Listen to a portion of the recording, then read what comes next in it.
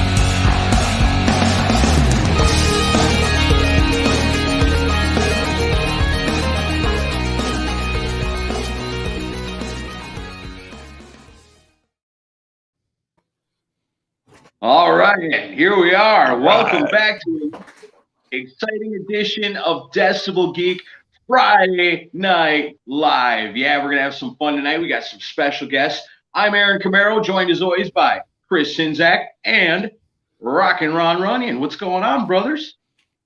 Hey, man, what's happening? I am excited this week for this one. Oh, boy. Ron's got a boner. I got a KISS boner. Yeah, we're going to be talking some KISS tonight for sure. It's going to be a very KISS-centric episode of Decibel Geek Friday Night Live.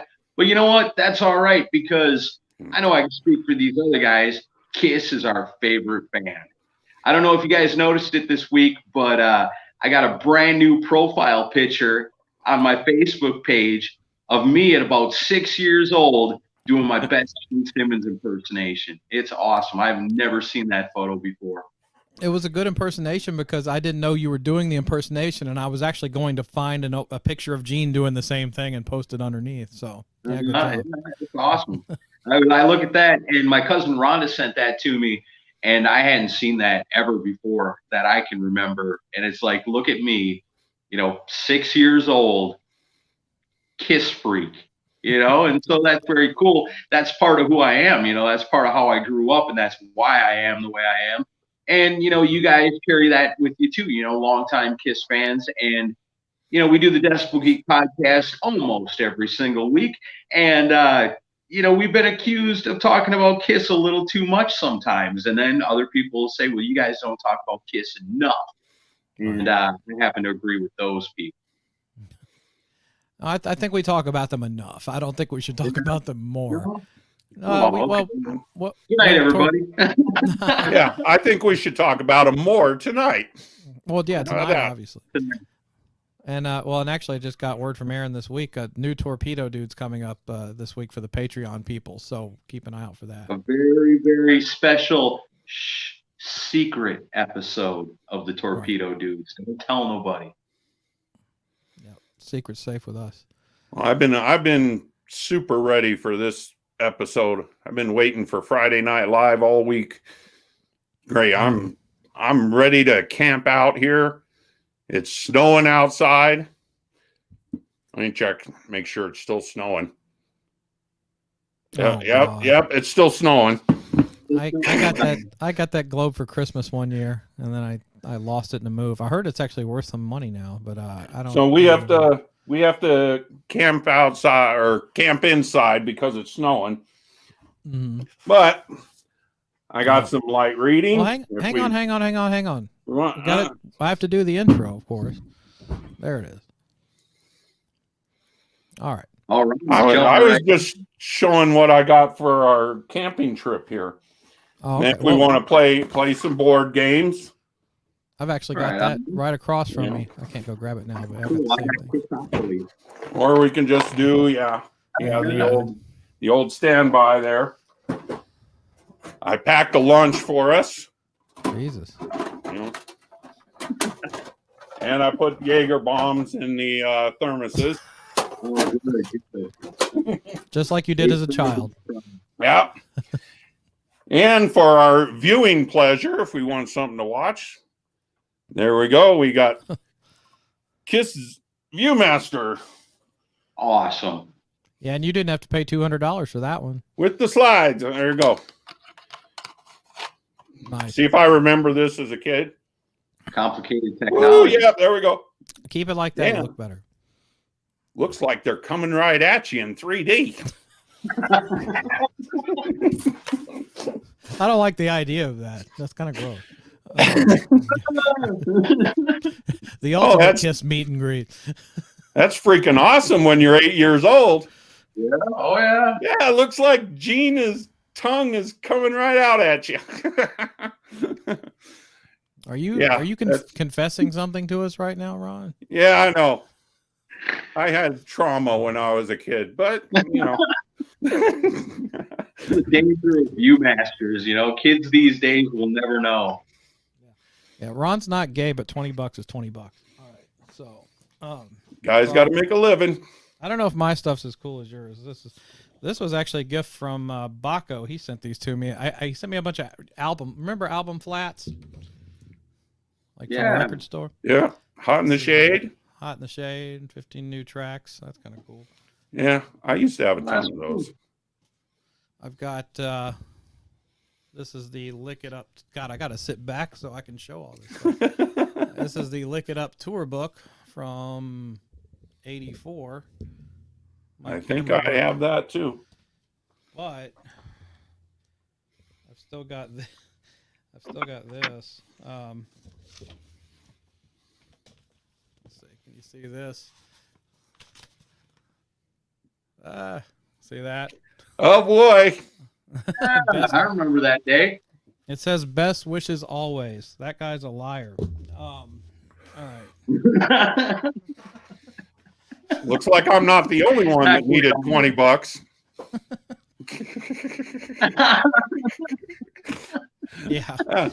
Aaron got that. So $5,000 is $5,000 in that case. All right. I got. Have anybody seen this book here? When it becomes $10,000. Have you guys seen this book before?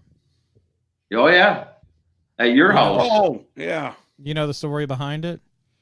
I remember you telling me about it one time because the only place I've ever seen it is at your house.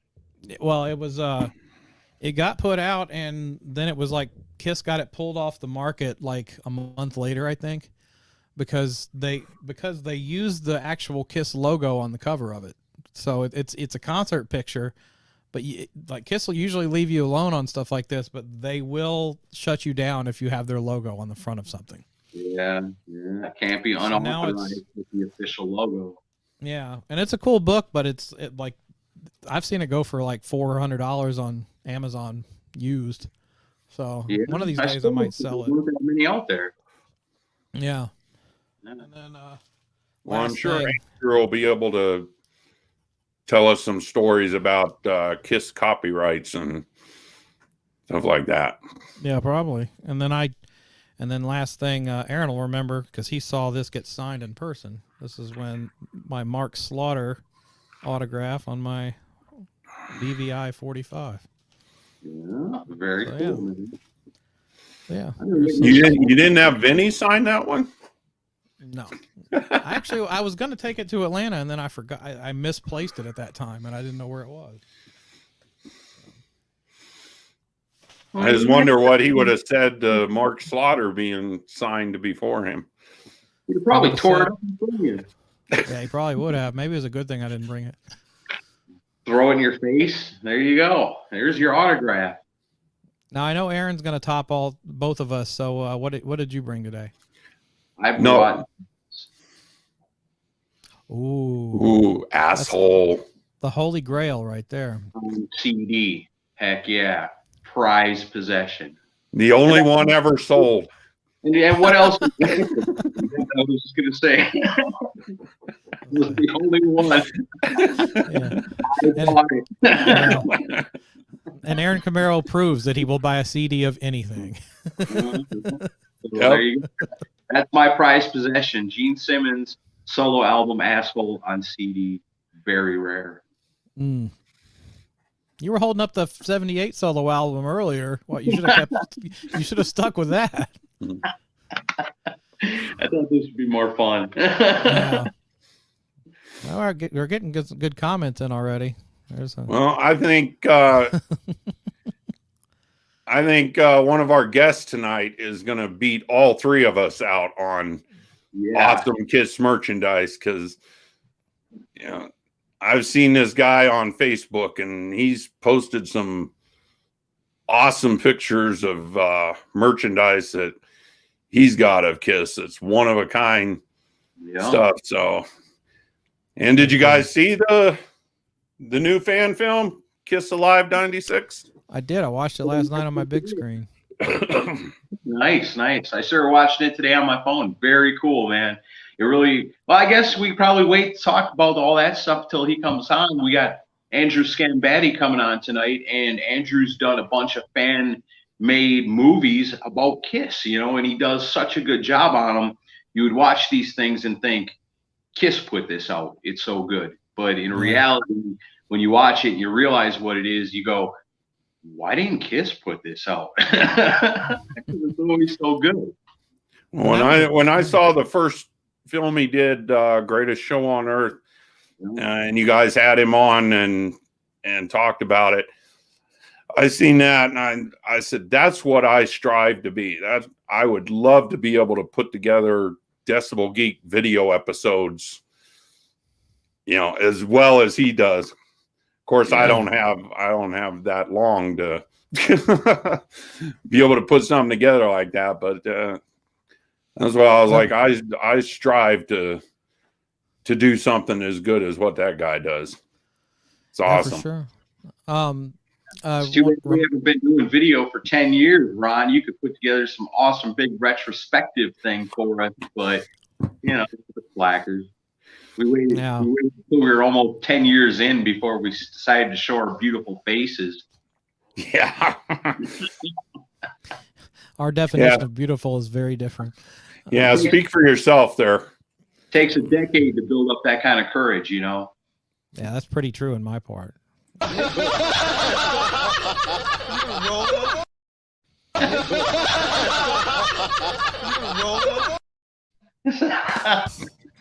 right. Stop, Ron. That cracks me up every time. I got my own laugh track now, Chris. Mine's still better. That's my Christmas. I could be a superhero and play that. I'm going to stop whatever I'm doing and laugh every time. I even got a singing track. It's starting to look a lot like Christmas. Oh boy! All right, that's better. I want to rock and roll all night and party every day. Oh boy! Singing the only KISS song he could think of. Yeah. Yeah. Well, that the reporter thought of. She picked that one out for me. And then you see where I tilt my head at the end because I was just so frustrated. I was like, "Are we done now?" I want to rock and roll all night and party every day. I wish you turn it off, man. All right, turn it off. I wish you would have requested Beth instead. No, I don't. That would have been awesome. So funny. All right. Well, we're our guest is back. Our guest is backstage, and but before we bring on, just want to remind everybody we didn't have a new episode this week. We had a lot going on in our personal lives. So, if you hadn't checked out the Pantheon of Rock episode where we talk about joining the Pantheon Podcast Network, go check that out and listen to it. Give us your feedback. Let us know what you think. But yeah, so it's KISS night tonight, and we're gonna bring on Andrew Sgambati to join us. First time on video with Decibel Geek, so this is kind of cool. Hey. I was there he is. I was enjoying the green room. I really appreciated that you got me bowls of M&Ms with no brown ones. So kudos to you guys. I mean, you think like you're going to be expecting something big and you show up and there's the M&Ms. So well, your rider was easy on that part, but like the request of chains and lubrication and stuff like that was a little odd. Yeah, I put in a request for hookers and blow, and they canceled that one. So sorry about that, Andrew. That was a good band back in the day. Yeah, I sent you the CD, Ron. Don't tell me I didn't come through on you. Hey, I got the shirt. All right. Oh man. So yeah, kind of a big day for you. You know, I guess it's now been right around 24 hours since this thing came out, right? Right around 24 hours. We're just under 10,000 views, which is I think about where I was for One Last Time. I can't remember. I know the metrics are kind of skewed just because One Last Time was like at peak quarantine, so everybody was home. But you know, it's a huge success. Obviously, everybody is sharing the Peter Criss quote. That is an email, that I got from Peter Criss, who saw the film and just he loved it. And his really awesome wife Gigi, you know, she was talking to me about it too. So yeah, it is a big day. So and for the people who don't know, the big day is Alive 96, the brand new concert film that just came out today. It is my answer to KISS's 1996 reunion tour. Why didn't they put something out on the reunion tour? We'll never know. But good for me, because I was able to take 10 different shows and edit them together and make them look like one show, and that's where you get Alive 96. So you know, I really appreciate you guys having me on and talking about this concert film, movie, fan, whatever you want to call it. I don't know. Listen, go watch it on YouTube and you tell me what you want to call it. Just don't call me late. I don't know. Yeah, if you're a KISS fan, I can't recommend this enough, because when I watched this, Andrew, you're 100% right. The first thing I thought was, why wasn't this KISS Alive 4? You know, at the perfect time when, I mean, it's so cool to watch this because I lived it and I was there, and I was a kid who grew up and was not old enough to go see KISS with the makeup on, but knew about the legacy and the legend of what KISS used to be. But I'm growing up in the time of Crazy Nights and things like that. And so when the reunion happened, it was like, this is the thing that I've wanted more than anything else in my whole life. Because being a kid that grew up with KISS without makeup, but knew about KISS with makeup, it's all you wanted. You know, this is cool. You know, Bruce Kulick, Eric Carr, this is great. You know, the songs are good. It's KISS. I like it. But man, if they could just get Peter Criss and Ace Frehley back and put on the makeup. And after a long time, you thought that's never going to happen. You know, they would lead you to believe that's never going to happen. And then when it finally did, we shocked the people. Yeah, shocked the people, blew me away, because I thought I'd never see it. And then Unplugged happens, and then the full reunion. And watching Alive 96, man, brought back such great memories for me, being that kid that finally got to see KISS. That's what it was supposed to be. I mean, this is supposed to take you back to 96 and take you back to a time where didn't matter who was president, didn't matter what was going on. There was no pandemic, and we just were all excited to see KISS in 96. And that's why I used the Tupac clip for the teaser trailer, because when all of us KISS fans saw that and saw Tupac and we're just so excited at seeing KISS at the Grammys, I thought, what a better way to get people excited for the movie than to use this clip. So it was definitely a labor of love, because the reunion tour was my favorite tour. I was only 11 years old at the time. I got to see them New Year's Eve 96, 97 at the Meadowlands. That was the first time I saw the band live. And it really changed my life. I remember back to that time often, and some of my favorite memories came from that night. So for me to do this was something that was so cool to me, and people seem to be really enjoying it. You know, you have a couple haters, but you listen, if you don't have any haters, you're not doing something right. But very well received, and people seem to be digging going back to 96 and experiencing that KISS reunion again. Yeah. Well, and I mean, it was anyone who experienced it. It was pretty, especially like Aaron said, those of us that were too young to really catch them in the heyday in the 70s. So it was like, you kind of got a little, and I've heard people that were around for the first run that they say, you know, it was great, but it didn't compare to the 70s. But so I can't compare it to that. But for me, it felt like as close to that magic as you could have gotten. And because I was in college, it was my first year of college when all this went down. Because I remember watching, I was in my first dorm room when I watched MTV Unplugged. It was first time away from home, living on my own.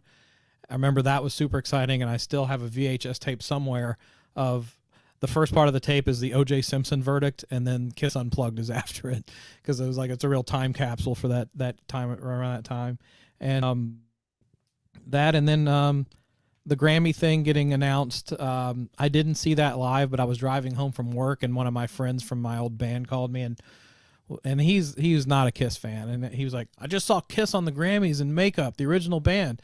I'm like, really? How was it? He's like, they looked fat. I was like, oh, great. But yeah, he was just like, that's so funny that people say that, because you've been seeing KISS now for a certain amount of time, and they look a certain way now. But when you look back to how they looked on the reunion tour, you're like, man, they look great. Yeah. So I certainly didn't think that they looked fat in the reunion tour. No. I mean, but with the reunion tour, like I've told the story on the show. I didn't get to see them till the Lost Cities tour. That's when they finally came to Nashville in April of '97, and my father passed away the same week as the concert, and very difficult week for me. And I remember even thinking, I was like, I'm not gonna go, just because like we were in the middle of all the visitation at the funeral home and all this stuff. And then finally, like, my brother and some other people were just like, look, he would have wanted you to go. And honestly, I needed an escape for 2 hours. So if you talk about KISS being the ultimate escape band, I mean, I lived that to the fullest, because for 2 hours, I kind of got lost in the magic of seeing these guys on stage like that for the first time. And of course, everything went right back to the way it was after, but it was like a chance to breathe for 2 hours. And I even wrote the band a letter after that, just thanking them for being there at that time. But yeah, so watching this, and I was a big collector of all the bootleg stuff back in the day. I remember getting the Weenie Rose footage and the Tiger Stadium and all that stuff. But really the MTV Awards was the only really good footage you had at that time, as it was happening. And then of course the New Year's Eve stuff. So I always wanted to see something like this, because a lot of the shows are very hit and miss on the bootleg videos. Like, you'll get the press footage from the first song or two, and then it goes to audience clips and stuff. So, I'll let you talk a little bit about this, but like, what cities were sourced for this special? So there were 10 different cities that were sourced for this, and some of it was full shows that were professionally shot, and others were like news clips that I just grabbed maybe like 1 or 2 songs in and just did that. But a lot of the main footage came from all the KISSology footage. Okay. And when I brought the KISSology footage in and really started to examine it, I was like, a lot of this stuff, either the black levels were off on the Detroit Tiger Stadium show, the tint was off, and everything looked like really weird and green, and it's just So I brought all the shows in, and after I was happy with how I got the shows to flow, I then went back in and I corrected some of the issues. Anybody that's seen the Tiger Stadium show, the band almost falls apart coming at a deuce. So I knew I had to fix that. So that was the first thing I fixed. And then I fixed stuff in Firehouse, and I fixed stuff in Let Me Go Rock and Roll. I fixed stuff in God of Thunder. I fixed something in almost every song, and people like, oh, is this, you just used the Tiger Stadium show? And I was like, no, I didn't. But if you think that, great, because if you do your work well enough, no one knows what work that you've done. So it was 3 different shows as far as audio goes, and I don't have my glasses on. I can't read the comments. Should I be reading the comments? It's more people's just observations. A lot of compliments for you, and then some other stuff about the reunion. All right, if there's any questions, let me know, and then I'll answer any questions. But anyway, let's watch it. Thank you. So anyway, after I brought it in, I was happy with the flow of it and happy what shows I chose shots from and what shows I chose songs from. Then it was about color correcting it and making all the shows look the same. I just posted something over on the KISS FAQ that it's a screenshot. It's the other guys, which is, your bootlegs, whatever, and then what a live 96 looks like, because people were accusing me of saying, oh, this is just a KISSology show and you're taking credit for it. I was like, no, that's not what this is. And it's, so if you think that this is something that you've already seen, maybe I've done my job. Yeah. Maybe taking those 10 shows and making you believe like this is something that, is professionally put together. Maybe I've done my job, but no, this isn't just from KISSology. KISSology was definitely the starting point for all of this. And then it was just built on top of there. It was built on top of the Detroit show, because sonically the Detroit show sounded the best. Maybe the band performance wasn't the best, but sonically that show was the best sounding. So it started from there, and then I built off of that using New York City, Irvine Meadows, Toledo, Atlanta, Tokyo, Donington, Frankfurt, Nürburgring, and Miami. Oh, okay. I know the Atlanta show, I remember, I know they used some clips of that for the New Year's Eve special. They wound up doing the tape delay thing. That's correct. And then somebody sent me a DVD back in the day, and they were like, here's the full Atlanta show. I'm all excited to get it. And then the whole first handful of songs is just Peter's cam. And yeah, there's no, actually two versions of that show. There's that version that you're talking about where it's just Peter's cam, and then Yeah. after that it goes to just the camera in Gene's pit. So it's just Gene and Ace Yeah. mostly. But there is another version, it's several generations old, that it is all the additional cameras that were used. And when I was selecting footage to use on this, man, I wanted to use some of those Atlanta shots because these great swooping shots of the stage. But Yeah. because it was so generated, I wasn't able to use anything like that. Anything that I used, it had to be near perfect quality because I wanted you, when you're watching it, I wanted you to suspend disbelief and basically think that you were watching one show. So if you're going to cut to something that looks like shit, and it's going to take you out of it, and I never wanted you to be removed from the experience. I wanted you to think like this either really happened on this occasion, or this really was professionally put together by KISS themselves. So I had to make a creative decision not to use anything that was less than perfect. That's awesome, man. So cool. I love the way you're so meticulous with it. You know, you wouldn't know that this comes from all different concerts. You would just think, this is the perfect band on the perfect night. Yeah, you would think that you would get lost in it. You'd be like, "Oh yeah, he just picked the best night." But no, that's not what I did at all. It was definitely it took a long time to get it looking very similar. Just because, like I said, I didn't want you to watch it and be like, "Oh, well, this looks different here or that looks different." I just didn't want anybody to know. Let's see what this was. Right. Yeah, if you didn't know, you wouldn't know. No way. That's good. But that's good. I don't want them to know the amount of work that I've done. I just want you to see it and then just be like, "Oh, hey, well, that's cool." So, there have been some haters online that just accuse me of just taking the Kissology shows and taking credit for it. But again, I can't stress enough.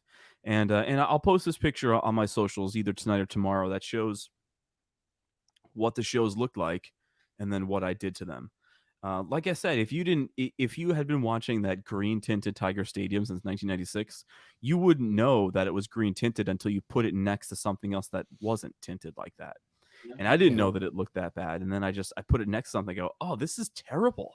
This is awful." And that Toledo show that's full and pro shot, that had this ugly yellow tint to it. So I took that out.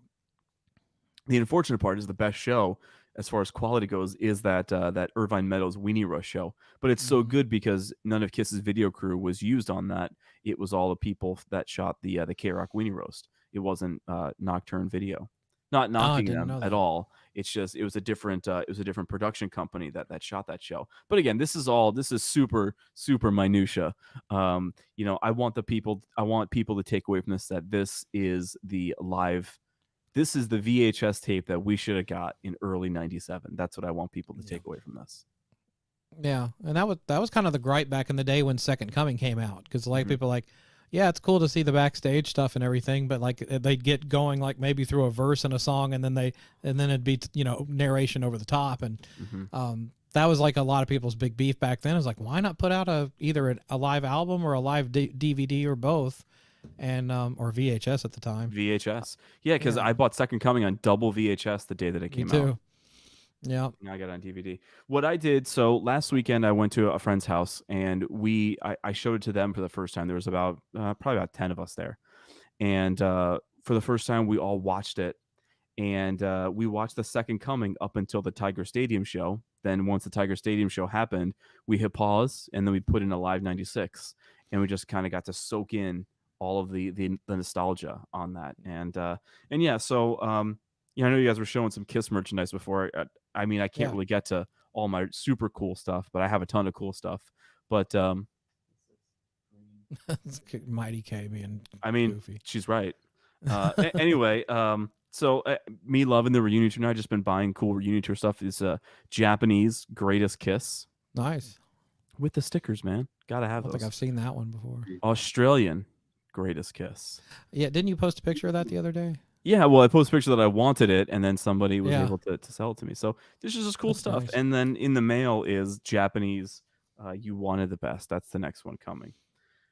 So, cool. But yeah, I mean, look, this is my favorite tour, and it was a huge thrill for me to kind of go back into the 1996 nostalgia. I had all the magazines out as I was editing it because, it took about 6 months to put this together. So as I'm taking breaks from editing, I'm reading the articles from, Spin magazine in 96, or I'm reading Guitar World from 96, or Hit Parader from 96. You remember that magazine? And Yeah. I'm just going back and just remembering 1996. And I started looking for KISS commercials from 96. I only found one. But what I would do, my secret, and I'm going to let my secret out of the bag, what I do to find commercials, I go and hopefully that they're still available, but you go on YouTube and you just find old sporting events that still have the commercials in there. And you got to watch these sporting events, and you're hoping that there's going to be a KISS commercial in that sporting event. And I did find a clip of KISS at the Gund Arena in October of 96, but I didn't find anything else. So, but it was just about just like going back, and then like at night when I would go to sleep, I'd put on Frasier, and I'd be like streaming like 4 or 5 episodes of Frasier, watching that before bed, and just getting back into that mindset of how cool was this back then. Yeah. Music was totally different. I mean, the grunge movement was just coming to the end. I mean, one of the biggest things that KISS was talking about when they were promoting the tour is they weren't going to be wearing flannel t-shirts or shorts on stage. Yeah. And they said that so many times in interviews. And when you're watching that out of context, you're like, well, of course you're not going to wear flannel. Of course. I mean, you're KISS. Why would you wear that stuff? But at the time, that's what was going on. So, so to kind of go back to that mindset and go back into that was cool. I think it made this better, just to kind of go in that 1996 nostalgia and get lost for a little bit. I hope the people that watch it do the same. Yeah. And you know what? I think when you talk about it like that, you talk about the way rock music turns and evolves and goes through these rotations over time. KISS getting back together had a big piece of turning the music once again, because I remember, and like I said, you're younger than us. You were a kid. That was your first exposure to KISS. But for Chris and I, we were kids who grew up in the non-makeup era, right, pining for the thing that we never got to see. And, in the era of Crazy Nights and Hot in the Shade and all that, wasn't necessarily cool to be a KISS fan. We catch a lot of shit from people that love Megadeth, from people that love Pantera. You say, well, I like those bands too, but I like KISS. They're extra awesome. That was frowned upon, not cool at all. But then all of a sudden, come 96, all the people that used to give you shit for liking KISS, all of a sudden are the biggest KISS fans around, And last week they were telling you, forget KISS. KISS is stupid. Pearl Jam or Red Hot Chili Peppers or Stone Temple Pilots or Soundgarden, or all these bands they would tell you were so much better than KISS. Come 96, that all changed. It did. And I'm part of that missing generation of KISS fans. And what I mean by that is I don't mean that I'm the only person in my generation like KISS. I don't mean that at all. But I mean that as it was happening, like right before the reunion tour, and maybe even the first part of the reunion tour, there wasn't a new batch of young KISS fans. New fans weren't attracted to the non-makeup stuff. New fans were listening to, or younger fans of that age were listening to New Kids on the Block or whatever, any of that stuff. But when you were 7, 8, 9, 10, 11, 12 years old in 1977, you listened to KISS. So I was listening to KISS at that age, but nobody else in my age group was listening to KISS. Now there's been a big resurgence. There's almost 2 generations younger than me that love KISS. I can go to Target now and buy a KISS t-shirt. Couldn't do that in 96, even though KISS was huge. I couldn't do that. It didn't have that mass appeal that it has now. So for me, even though KISS had just come off the biggest tour that they've ever had in their career, it wasn't pleasant growing up being a KISS fan. It wasn't pleasant at all. I remember when they were on the MTV Awards, and people were like, well, we know what Andrew did last night. And I'm like, well, who cares that I watch KISS on, like, what does it matter? Like there's some stigma or something. I didn't understand this. And it just was so, it was very out of style for, a young kid. Those kids were listening to Tupac and I was listening to KISS. So it was so weird to me that I caught such flack and there was such a stigma behind being a KISS fan in the late 90s that it altered my life. It really did. So, all I wanted was just to have another friend that liked KISS back then, and I didn't have it until years and years and years later. but those formative years where everyone's out, going to parties and drinking beers and just doing whatever, I was home in my basement listening to KISS or reading KISS magazines or watching KISS bootlegs. And then I remember when I was finally a little bit older and I could travel to like the KISS conventions and do these things by myself, that's when I met all these other people and I met all these other fans. So it was a thrill for me. But at the time and growing up and not knowing anybody your age that likes KISS was difficult. It really was. So, I mean, just think back when you were a kid, you and your friends, you probably had a game that you liked, or maybe you both played sports together. Everybody kind of had their one friend or their one group of friends. But man, at my age, I didn't have that. I didn't. And it changed me. It really did. It changed me to a point that I'm at a point in my life today where all I wanted was a normal life. And I kind of have that now, but man, all throughout life, I'm like, man, I wish I'd like normal stuff. I wish, and I even said this today. I go, when do you guys get to that age where you no longer decorate your house with KISS stuff and you want to buy like a ficus or a flurg from Target? When do you get to that age? Because I don't think I'm ever going to get there. I hope I never get to that age. Yeah. So, but it definitely changed me, and it all goes back. It all goes back to 1996 and seeing the band for the first time, and waiting outside the Meadowlands Arena, and it was freezing, looking in the newspaper to get tickets. Kids, we used to do that. There was no internet. Was that the New Year's Eve show? Yeah, that was a New Year's Eve show. That was my first show. Wow. So, I mean, I don't remember if we covered this the other times we talked or not, but since we're talking about it now, I mean, we look at it as our age groups, and it almost sounds like you had it worse than we did, because at least I had one KISS friend, and that was all I needed. But how does KISS even come on your radar, being the age group? I had an older sister, and she had fallen out of KISS because it was not, in vogue at that point. So she had fallen out, and all her stuff was just kind of laying around. And I would have, Fantastic Four, and they were fighting Doctor Doom, and then I had the KISS comic, and he was fighting Doctor Doom. So I just thought that they were just a superhero. And then I had the movie Kiss Meets the Phantom, and really early on, I knew that Batman and Spider-Man weren't real, but I knew that KISS was real. Like Gene actually spit fire, and they descended from the speaker cabinets and all that stuff. So I knew they were real, and I was like, well, what could be better? And then the music was seared into my brain before I knew what music was. So, I mean, just that imagery is what caught me. And the imagery at that age is what catches a lot of newer KISS fans. You could be 6 years old and maybe you're not buying a record, but maybe you saw Kiss Meets the Phantom, or maybe you saw them on the Paul Lynde Halloween special. That was that era where you got into them, and then once they get you, they pretty much have you for life. KISS wasn't attracting fans of that age with fucking Hot in the Shade. They just weren't. Even though Creed was a moderate hit and the Hot in the Shade tour was awesome, there weren't young kids at the shows. There were those adolescent fans that were there that liked all music at the time. They were listening to their Slaughters and the Wingers and the Bon Jovis and the Def Leppards and Guns N' Roses. All the bands were in the wheelhouse. No young kids were listening to those bands. Or you were a KISS fan that held on from the years before. Yeah, but KISS was attracting fans, but they weren't attracting young fans. They were attracting those late teens, early 20s, if at any. It wasn't until after the reunion tour that it was now cool for your dad or your cousin or your brother to let you listen to KISS again. Yeah. I'm part of that missing generation that didn't have that. And for a long time, I was the youngin'. I would go to these events and I'd be the youngest one there. Oh, I believe it. And it's not like that now. There are definitely people that are significantly younger than me. Hell, when I used to be in a trivia band, and I'm not going to mention the name because they'll never get any free press from me. But when I was in a trivia band, we know who it is. my little roadie guy, he was younger than me. Yeah, and he was, but he had other people his age that he was able to share the KISS thing with. And just remember too, like now kids have access to everything. Yeah. It wasn't like that with us. I mean, what was around when we were seeing KISS in the reunion? It was maybe KISS Otaku and KISS Asylum. Yeah. That was it.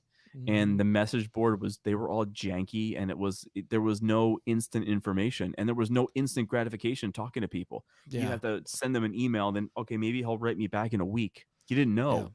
It's not like it is today.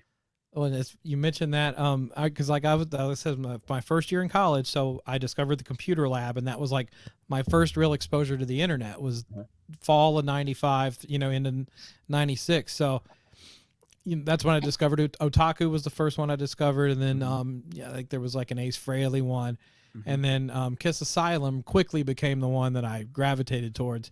Me too. And I don't know if you remember this, but I was so excited because of this new great thing called the internet. People were going to send in their review of the show from the night before on the reunion tour. Yeah. I'm like, this was mind blowing at the time because it was like, oh my God, we're going to hear instant feedback on what happened. And then I learned really quickly, I'm like, oh my God, they play the same songs every single night. Like it never changes. That was a big, like, bubble getting burst for me. Cause it's like, oh my, and Paul's raps are the same between every single song. And it was a little disheartening, but at the same time, it was still exciting to follow on a daily basis what was going on because they were touring again. Because there'd be cool stuff that happened. I know in Massachusetts on December 28th, 96, they did Deuce and Come On and Love Me, which if anybody has a recording of that show, get at me, please. I want to hear it. I didn't know about that one. But there were still cool things that happened. And the other thing that I did, excuse me, the ginger ale, man, gassy. The other cool you should thing drink Moneybag instead. I would love to, and I'm just out of it at the time. I mean, I'm a Moneybag guy. I know. And I got a Moneybag stand-up at my office. And, I'm a Moneybag guy. But anyway, one of the other things that I ended up doing was I went back and I started reading some of the Kiss Asylum news blips as I was editing this to kind of get back in the 96 thing. And one of the coolest things that I found that I wasn't able to use it in the movie, but I did find footage of New York Toy Fair from 97 when Todd McFarlane debuted the Kiss action figures for the first time. That, yeah. And I was like, this is cool because I remember when I was a kid, I mean, it was 97. So I was 12 years old. I was watching a Nickelodeon cartoon called Kablam, and they animated little action figures called Action League Now. And there was a Kiss episode. I remember that. So everything just came full circle, and I was like, this is so cool. This is so cool.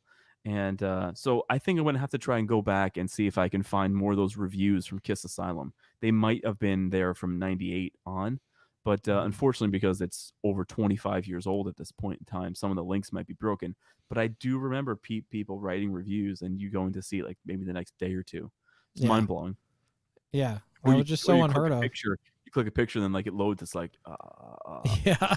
And then it's blurry. Like 10 minutes to read one review. You gotta wait for it to get clear, and then it would finally come up. Yeah. Those were good times. And again, that's what this is about. This is about remembering back when you look into the audience and there's not people with cell phones in front of their faces. Yeah. It was about the experience, and it was about fun. Now more than ever, we need that. So I hope that people watching it will remember back to that time. And a lot of people have been saying that. They were like, oh man, I love this because it brought me back. And that's exactly what this is meant to do. Yeah. It sure does, man. It sure does. Aaron, did you see him in Madison? I seen him on the reunion tour. I seen him in Milwaukee. No, first we saw him in First, I saw him in Minneapolis, St. Paul, and then I saw him in Milwaukee at the Bradley Center. Very cool. The thing I remember, and the thing you talk about bringing it back is the feeling. Right when the show is about to start, being that I've waited for this moment my entire life. I remember saying that to myself right before. As I'm looking at the big black curtain, and I'm going, I've waited for this moment. Going around, and you're just waiting. Yeah, my entire life I've been waiting for this. And then when, all right, Minneapolis or St. Paul or however they did, and feeling like that moment we were at the very top of the roller coaster, right before the giant drop. And the feeling of, okay, here we go, and kaboom, and the curtains drop, and there you go, and it's Kiss, and it's everything that I ever wanted, and just feeling like I'm going off that roller coaster for the whole rest of the show. And I think about that, how important that first Kiss show back in the makeup with the original members, how important that was to me, how everything leading up to it was so important, how everything after it was so important, but not having the greatest memory of the show itself, because the whole thing is just it's a moment, and when it's over, it's like it's hard to recall it because you lived it and it was so exciting. And it's nice to be able to look at something like Alive 96 and go, that's what it was. That's my memory. It's KISS. They were perfect. I don't care what show you went to on that tour. If you were a longtime KISS fan and you were finally getting to see KISS in makeup, every show you were at was 100% perfect in retrospect.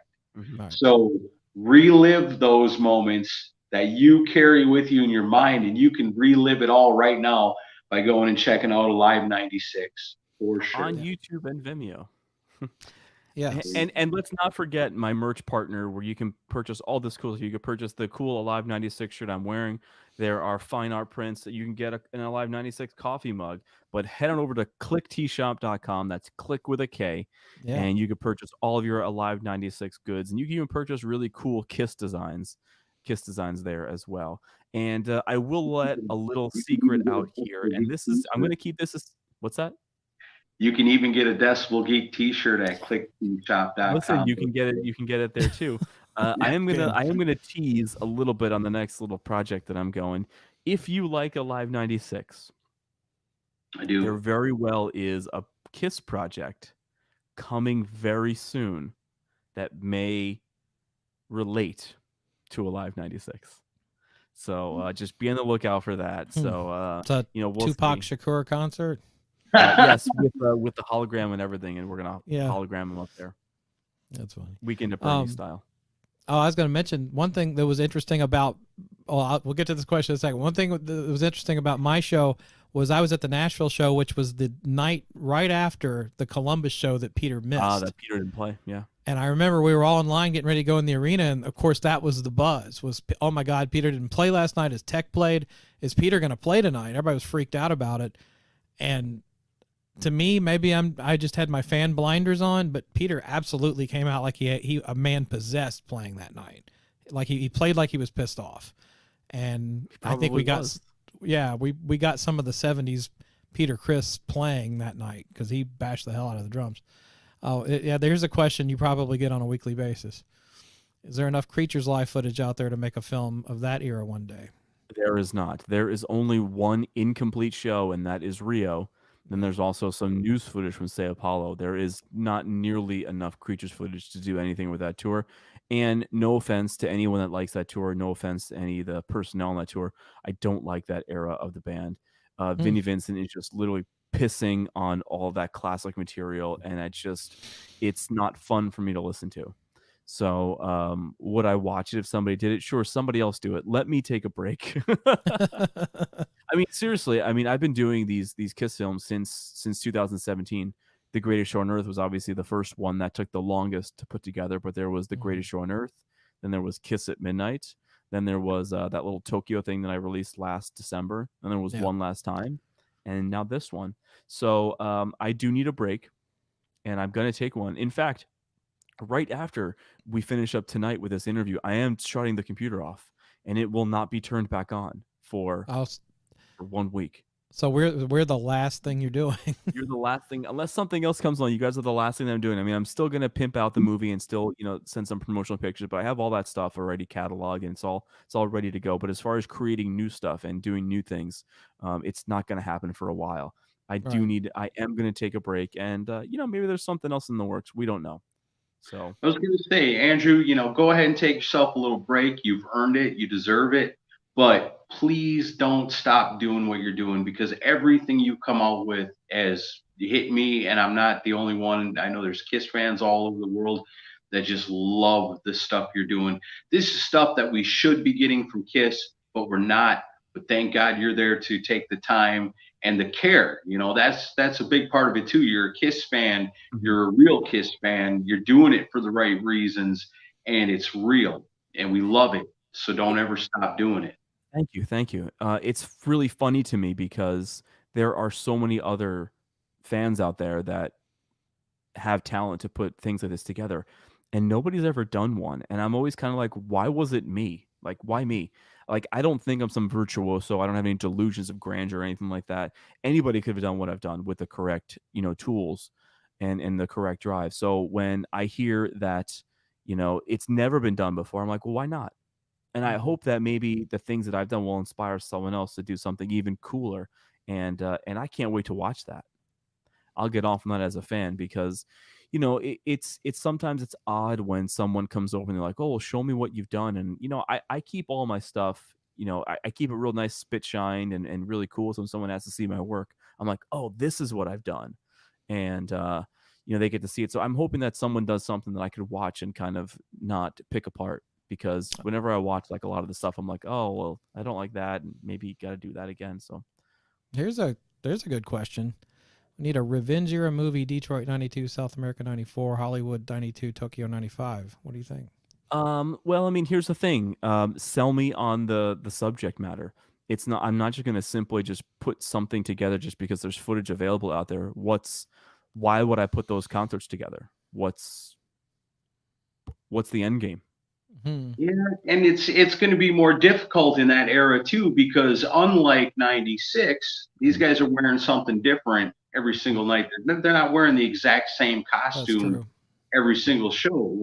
With the Alive tour or with the reunion tour '96, or even you take the Makeup era where every show, every concert's got set costumes. Every tour they're wearing the same things. You can do that with it. It really would kind of look silly if Gene's wearing a full T-shirt and singing one verse, and then he's wearing something else singing another verse. Well, and also too, aside from just hodgepodging those concerts together, what's the purpose of it? What am I trying to convey? Yes, there is a lot to be left desired as far as Kiss Confidential goes, and yes, the Detroit '92 show is partially on Kissology Volume 3, but I haven't been inspired. There's nothing that reached out to me that needs to be done. I mean, to me, and I'm just speaking as a fan, to be a fan at that time was one of those things where Kiss was almost like an underdog story at that time. Mm-hmm. So maybe, but it's funny, like they were maybe at their lowest success-wise level, but musicianship level, they were at their highest. At the peak. I mean, and a lot of those shows I'll listen to, like there's an awesome bootleg from Phoenix on the Revenge Club tour that I'll constantly play.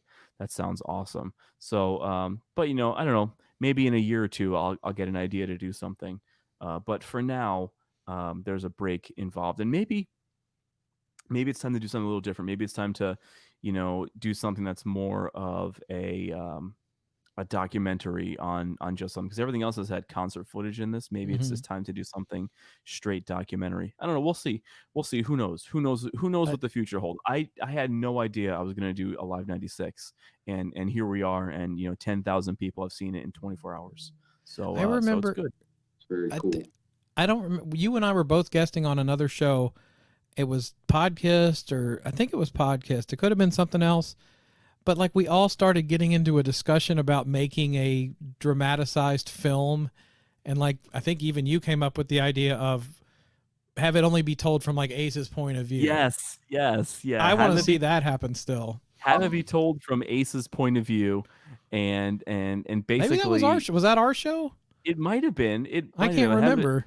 Have it be told from Ace's point of view of Ace, falling out of bed and kicking over beer cans, and just he can't find his other shoes, so he's wearing 2 different color sneakers, and he walks in and they're all playing, and like you just hear that amplifier screech, and H is like, "Oh, hey Curly, hey," and he goes and sits down, and everybody else is like, "What the fuck?" I like make it funny, and make it just through Ace's eyes. And then the end of the story, it's Ace, and he's not in rehab, but he's in therapy, and he's been telling the story to the therapist the whole time. That's why the story is being told from Ace's point of view, because it's Ace is just telling Ace is telling it to his therapist. Now someone's gonna go and steal my idea and go and make it, but you heard it. I had it first. My idea. Sell me a ticket to that movie right now. Yeah. Well, nobody's really done that with KISS yet. I mean, unless you want to count the god awful Reels, special that came out recently, which had about the worst dramatization of KISS I've ever seen. And it had a guy who has been very outspoken about hating KISS, and then of course when there's a payday involved, he narrates a KISS documentary. Who, D. Snyder? What's up, D. Snyder? What's up? Yeah. Yeah, he's not a fan. Hates KISS, but as soon as it's a paycheck, he's there. Here's another question about footage. Is there enough Asylum footage available to do something? No, there's only fan shot Asylum footage, and it's all fan shot. That's very similar to the other ones as far as like one is shot from the left, one is shot from the right. It's just there's not nearly enough footage to do anything that would be cinematic and interesting to watch. It'll be a lot of the same old.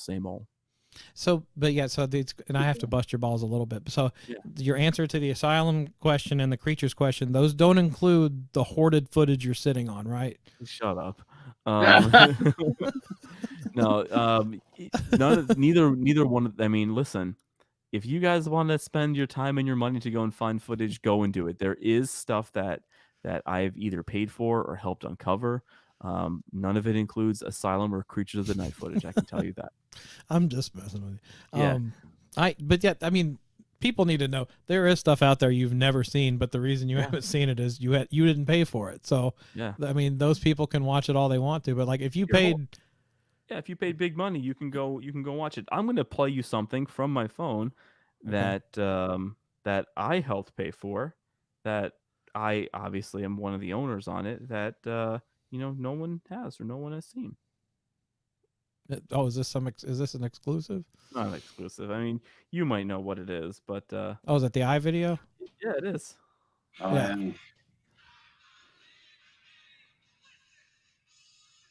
Oh, look, it's got no time code. It's got no watermarks. So there you go. Yeah. You guys saw it finally. No watermark. You guys saw it from my phone. But see me at a KISS convention and I'll show it to you. I just can't give you a copy. All right. Another question. Do you know if Gene and Paul have watched any of your movies? Here's the thing.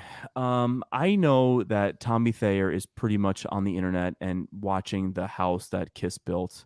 Probably Gene or Paul too. None of them have ever said they've seen it, but none of them have ever stopped me either. And listen, one last time I said 360,000 views. So it had to have gotten back to them at that time. And, maybe because I've been so outspoken about not selling it and this is just for fun and this is just for entertainment, maybe that's why they haven't stopped me yet. So I think it speaks more volumes that they haven't stopped me than it does for them to say, oh, hey, good job. Yeah. But hey, listen, Peter Criss has seen it. So yeah, that's a great compliment you got. It's something to be done with 1990. Oh, we're not going to answer that question because yes, that is the next one. So, but there's going to be a break before that, and then yes, there is going to be that 6-hour footage from Exposed too. So yes, I will be doing something like that. We get to see 20 minutes of Eric Carr playing basketball with Gary Corbett. It's not 20 minutes, but no, I'm exaggerating. But there is a very funny Eric Carr. It's like taking you around backstage. He's like, these are my shoes, and this is a makeup brush, and it feels exactly like the inside of a woman's thigh. That every guy in a band should feel at least twice a day. Bruce Kulick's water. Oh, but you think you're going to see something, and then you see Bruce Kulick's water. So, stuff like that, I think, is funny. Oh, I do too. Hopefully, so that's the next one that's coming up, but that's not going to be for a while because, like I said, I need a break, and there needs to be something. I need to go and, I don't know, get a tan. I'm looking very pale lately. So that's my next project. Nice. Awesome. Well, everybody, thanks for coming on. Your press tour is now officially over. Press tour is over. Woo! But something's going to come around. I mean, I think I still got to do Mitch LaFon's show. I think I'd have to do his show. But anyway, just a huge thank you to everybody that watched it, shared it. I saw a ton of activity on Facebook today and Instagram and all that stuff. So thank you to anyone that shared it, watched it, and thank you to you guys for having me on to talk about this. And this is super cool. And I really, really hope that I've given something to the KISS fans for them to enjoy. Cool. Well, thanks for coming on again, and let's have you back on for the next one. Yeah, hell yeah. I'm gonna go eat the rest of those M&Ms now that are in the green room. All right. I really can't wait for that. Once again, thanks, awesome work, brother. Once again, thank you so much. Thank you so much. I leave you guys with one message.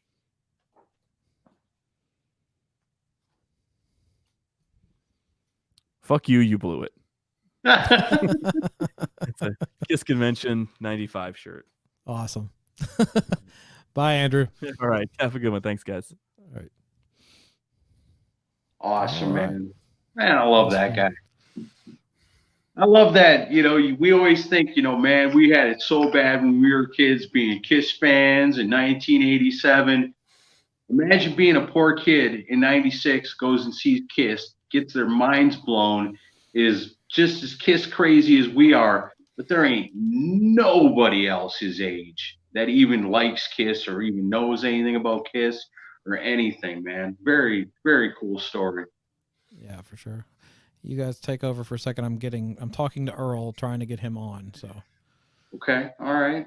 Well, that's cool. I was just going to take a break myself, but that's all right. Well, I was just thinking something watching Andrew there. We really got to quit getting these young-looking guests. Like, there was Andrew, and then there was there. Take Aaron. Quit Aaron drowning out. me out there, Aaron. I took him out because he said he was taking a break, right? Between we can take a walk. I thought you were. If you were going to leave, I was going to stay. I'm trying. Earl's not having any luck logging in, so I'm staying on until we can figure this out.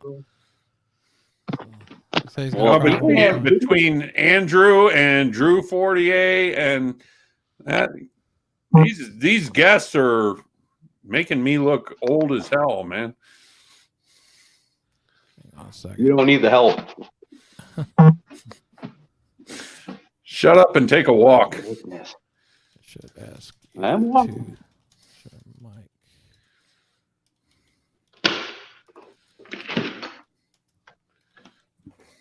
I ain't like Ron. I can't just smoke in the video studio. Yeah, just don't tell my wife. You guys think cool? Did you guys see my cool ass shirt? It's like Queen, but it's He-Man villains. Right? It's pretty badass. I didn't know Freddie Mercury was Skeletor. Mm-hmm. Skelly Mercury. Yeah, I like it. Very cool. Man, that 96 Live 96 is really awesome. If you guys haven't had a chance to check that out yet, you got to do it, especially if you're a KISS fan. Especially if you were a KISS fan back in the day and got to see that tour. If you got to see that tour, you know how awesome it was, but it really is. When you see a show like that, it's a blur while you're seeing it. And then afterwards, you just know that it was awesome. You don't really have the best recollection of it, right. But that Alive 96 perfect for the recollection that you remember of the perfect show that it was. Absolutely. So I've got Earl backstage, and we'll bring him on in just a second. What is this? Here comes the busting balls part of the show. This is a great advertisement for healthy living. Both of y'all taking drags at the same time. Yeah. I gotta sit and watch Ron smoke. Makes me want to smoke too. All right. Cool. Well, YouTube won't let your vices be shown. I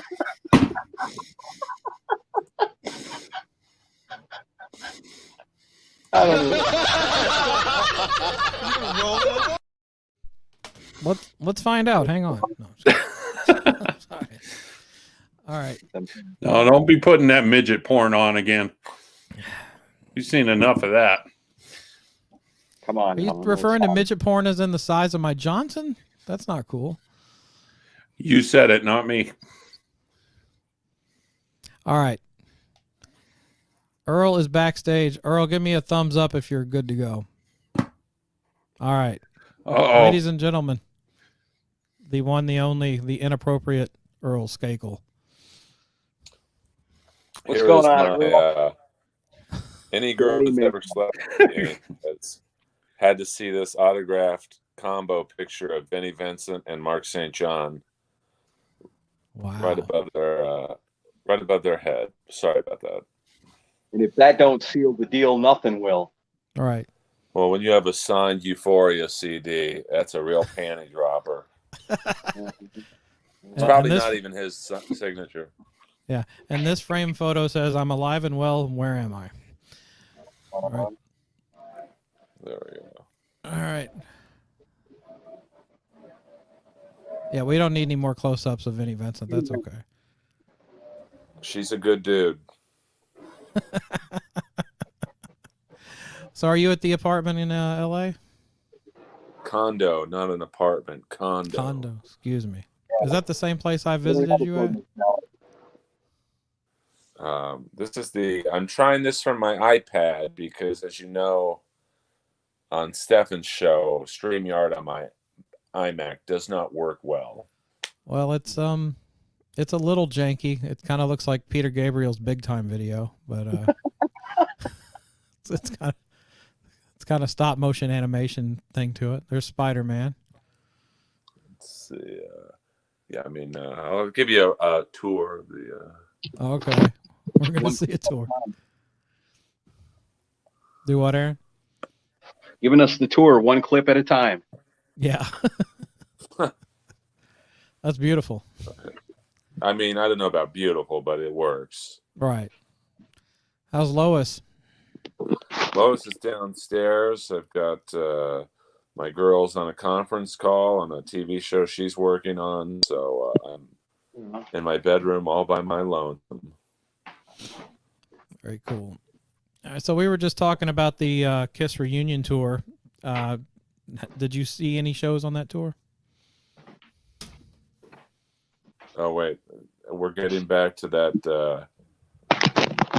Stefan, I barely heard you. Can you hear me now? Yeah. Okay. We were just talking about the KISS reunion tour. Did you see any shows on that tour, and which ones did you see if you did? I think the last thing I did on the before the pandemic lockdown was I think it was March 4th at Staples Center. I saw them. It was a good show. I mean, Paul was doing some pandemic jokes that I thought, oh boy, that might be too soon. But you know, I mean, a lot of people don't think it's KISS with Tommy and Eric, but I mean, what are you going to do? It is in 2020. Do you really want to see Peter Criss play drums in 2020? I don't. If you can I mean, you know, I'm a huge KISS fan of the originals, but right, you know, it's not the KISS we all grew up with, but in 2020, I think it's as good, or 2019 at the time. Or I guess it was 2020. It's as good as we're gonna get. Yeah. So you're not gonna be flying to Dubai to spend $13,000 on a balcony room to watch them play? No, I will not be doing that. I wish them well in that endeavor. I mean, it was visually, it was an amazing looking show. You know, because I think Kobe had just died, you know, maybe a month previous. So Paul came out in a Kobe jersey and for Rock and Roll All Night, and they dropped a bunch of, you know, when they start with the confetti, and I was right by the confetti cannon, so it was like, now I know what a porn girl feels like in a bukkake scene. I mean, it was just no. I mean, I sat front row because I you know, my girl was working on a TV show, so I went by myself. So this might be the last time I see them. I'll pay for front row, and I didn't know I'd be right in front of the confetti cannon, and then they dropped a bunch of yellow and purple balloons, you know, for Kobe. So it was maybe a little more meaningful than a normal KISS ending. And yes, I can't afford a DSL connection. I'm in West Hollywood. I'm in a dead spot. You bastards. He spent all his money on his LA condo. Can't afford it. I spent, well, you know, here's the thing about my Wi-Fi. I get a lot of people asking me about my Wi-Fi. I'm in West Hollywood. there's no towers around here, unfortunately. I've upgraded my internet to maximum capacity. This is as good as it will ever get as long as I live here. I'm literally trying to buy a house so I can get Wi-Fi. Well, it's weird though, because Aaron has the same problem with his laptop on StreamYard, but if he calls in through his phone, it's really good, as you can see. Yeah. Have you tried doing it through your phone? I have. It just and I have an iPhone 11. You know, it's like, I guess, the second newest. Of course, the day I buy the iPhone 11, the next day the iPhone 12 comes out. You think the fucking guy would have told me? It's more clear, but the pictures. My eyesight is so bad. I'd rather struggle with the noise and have a little bit bigger of a picture. Right.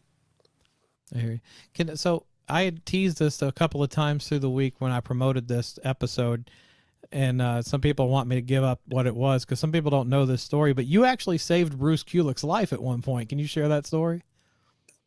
Oh, absolutely. It's a bit of a long one, but I'll trim the fat, as they say. So I don't know if I should say many of you like I'm that important. As some people know, one of my best friends is Brent Fitz, who is the drummer in Slash's band, and also the drummer in Union. And he's like the Steve Lukather of drummers. Like he can play with anybody, and he's just that well-rounded. And so he was drumming for Vince Neil one night at the Key Club, which used to be Gazzari's, and now it's One Oak, a little more ethnic right now. And so we go there to see Brent play with Vince Neil. And backstage at the Key Club is awful. It's like one very small room, so it's very crowded. And if you know Bruce, like we all know Bruce, he doesn't deal well with cramped environments. So he's like, Earl, let's go outside. So I start walking outside with him, and I see Frankie Wilsix from Stephen Pearcy's Arcade, his post-rap band. And I'm actually a huge fan of Arcade. They're one of the many bands, almost like Union to a degree, where if they just came out a few years earlier, it just would have been better. But, they didn't. So their records didn't do that well. But so I stopped to talk to Frankie because Arcade has a song called Cry No More that's really beautiful. And so Bruce walks up outside by himself. We all hear the gunshots. We all run up there. Now, just a little bit of backstory. The shooting was a guy got into an argument at the Rainbow with Cypress Hill's gang. Not gang, but like posse, I guess you'd say. And so that's where the bullets came from. And Bruce gets hit, I believe, in the leg. I want to say the upper thigh. And it grazed his, I think, the side of his head. So we all get out there, and he's bleeding pretty bad from the leg. And obviously, there's no ambulance yet. There was a paparazzi there already, which I was blown away with. It's like, where are these like children of the corn? These people just come out of nowhere. And everyone looks up at me because I had a long sleeve. I was the only one with a long sleeve shirt on. And they're like, Earl, give him your shirt. And Bruce said, yeah, I need your shirt to use as a tourniquet. And this was like, and I'm not trying to impress you guys, this was like a $500 Versace shirt because, I was very much in the Steve Stevens mode back then. And I just remember looking down at Bruce going, hey, bro, how bad is it? And,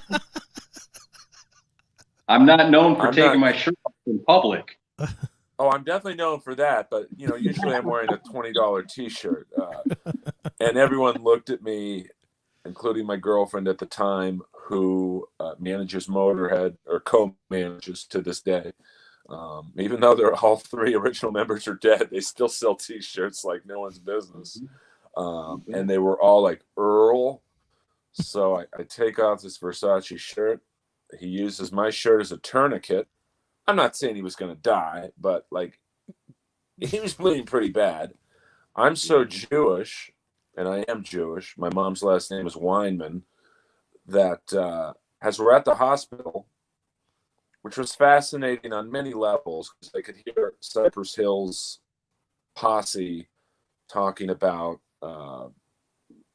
maybe enacting some form of revenge on the guy, and then everyone's running around and it's starting to get out that, oh my God, the guy from KISS got shot, and one guy's like, I can't believe Ace got shot. I'm like, well, he didn't. I go to the nurse and go, hey, not for nothing, but what do they do with the bloody clothes? And she's like, oh, they put those in the biomedical waste bin. No one goes in there after that. I'm like, where is that bin by chance? So, this is my shirt collectible now. Oh my God. It's it's like where they put all the spare blood from donations or tests or gunshot victims, stabbing victims, any clothing. God knows what diseases are in this bin, but a $500 Versace shirt is a $500 Versace shirt. And let's just say about 10 minutes later, I had my shirt, and the next day it was at the dry cleaners. Wow. I mean, it was a crazy night, but just because you think if you go to a concert, Vince Neil at the Key Club, not going to be too much violence at that concert, and maybe the Wu-Tang Clan. Or I remember once when I was performing at the Comedy Store across the street, which is now condos. It's really sad. It was the House of Blues, and I think I'm not really up on rappers, but I think Tech Nine was playing. Oh yeah, he's from Kansas City. Oh, okay. I but his fan base is, I guess, relatively not violent, but they're I'd say that's fair. They keep it real. And a huge brawl broke out in the middle of the street. I mean, there's gunshots, there's fights. So it wasn't that surprising. But at a Vince Neil concert, you'd think you could get out maybe with a falling on someone's throw up in the bathroom would be the most violent thing. But that was the story of me saving Bruce Kulick's life. And he still won't come on my podcast. It's a tough business. Yeah, what the fuck? It's like Bruce doesn't seem very grateful.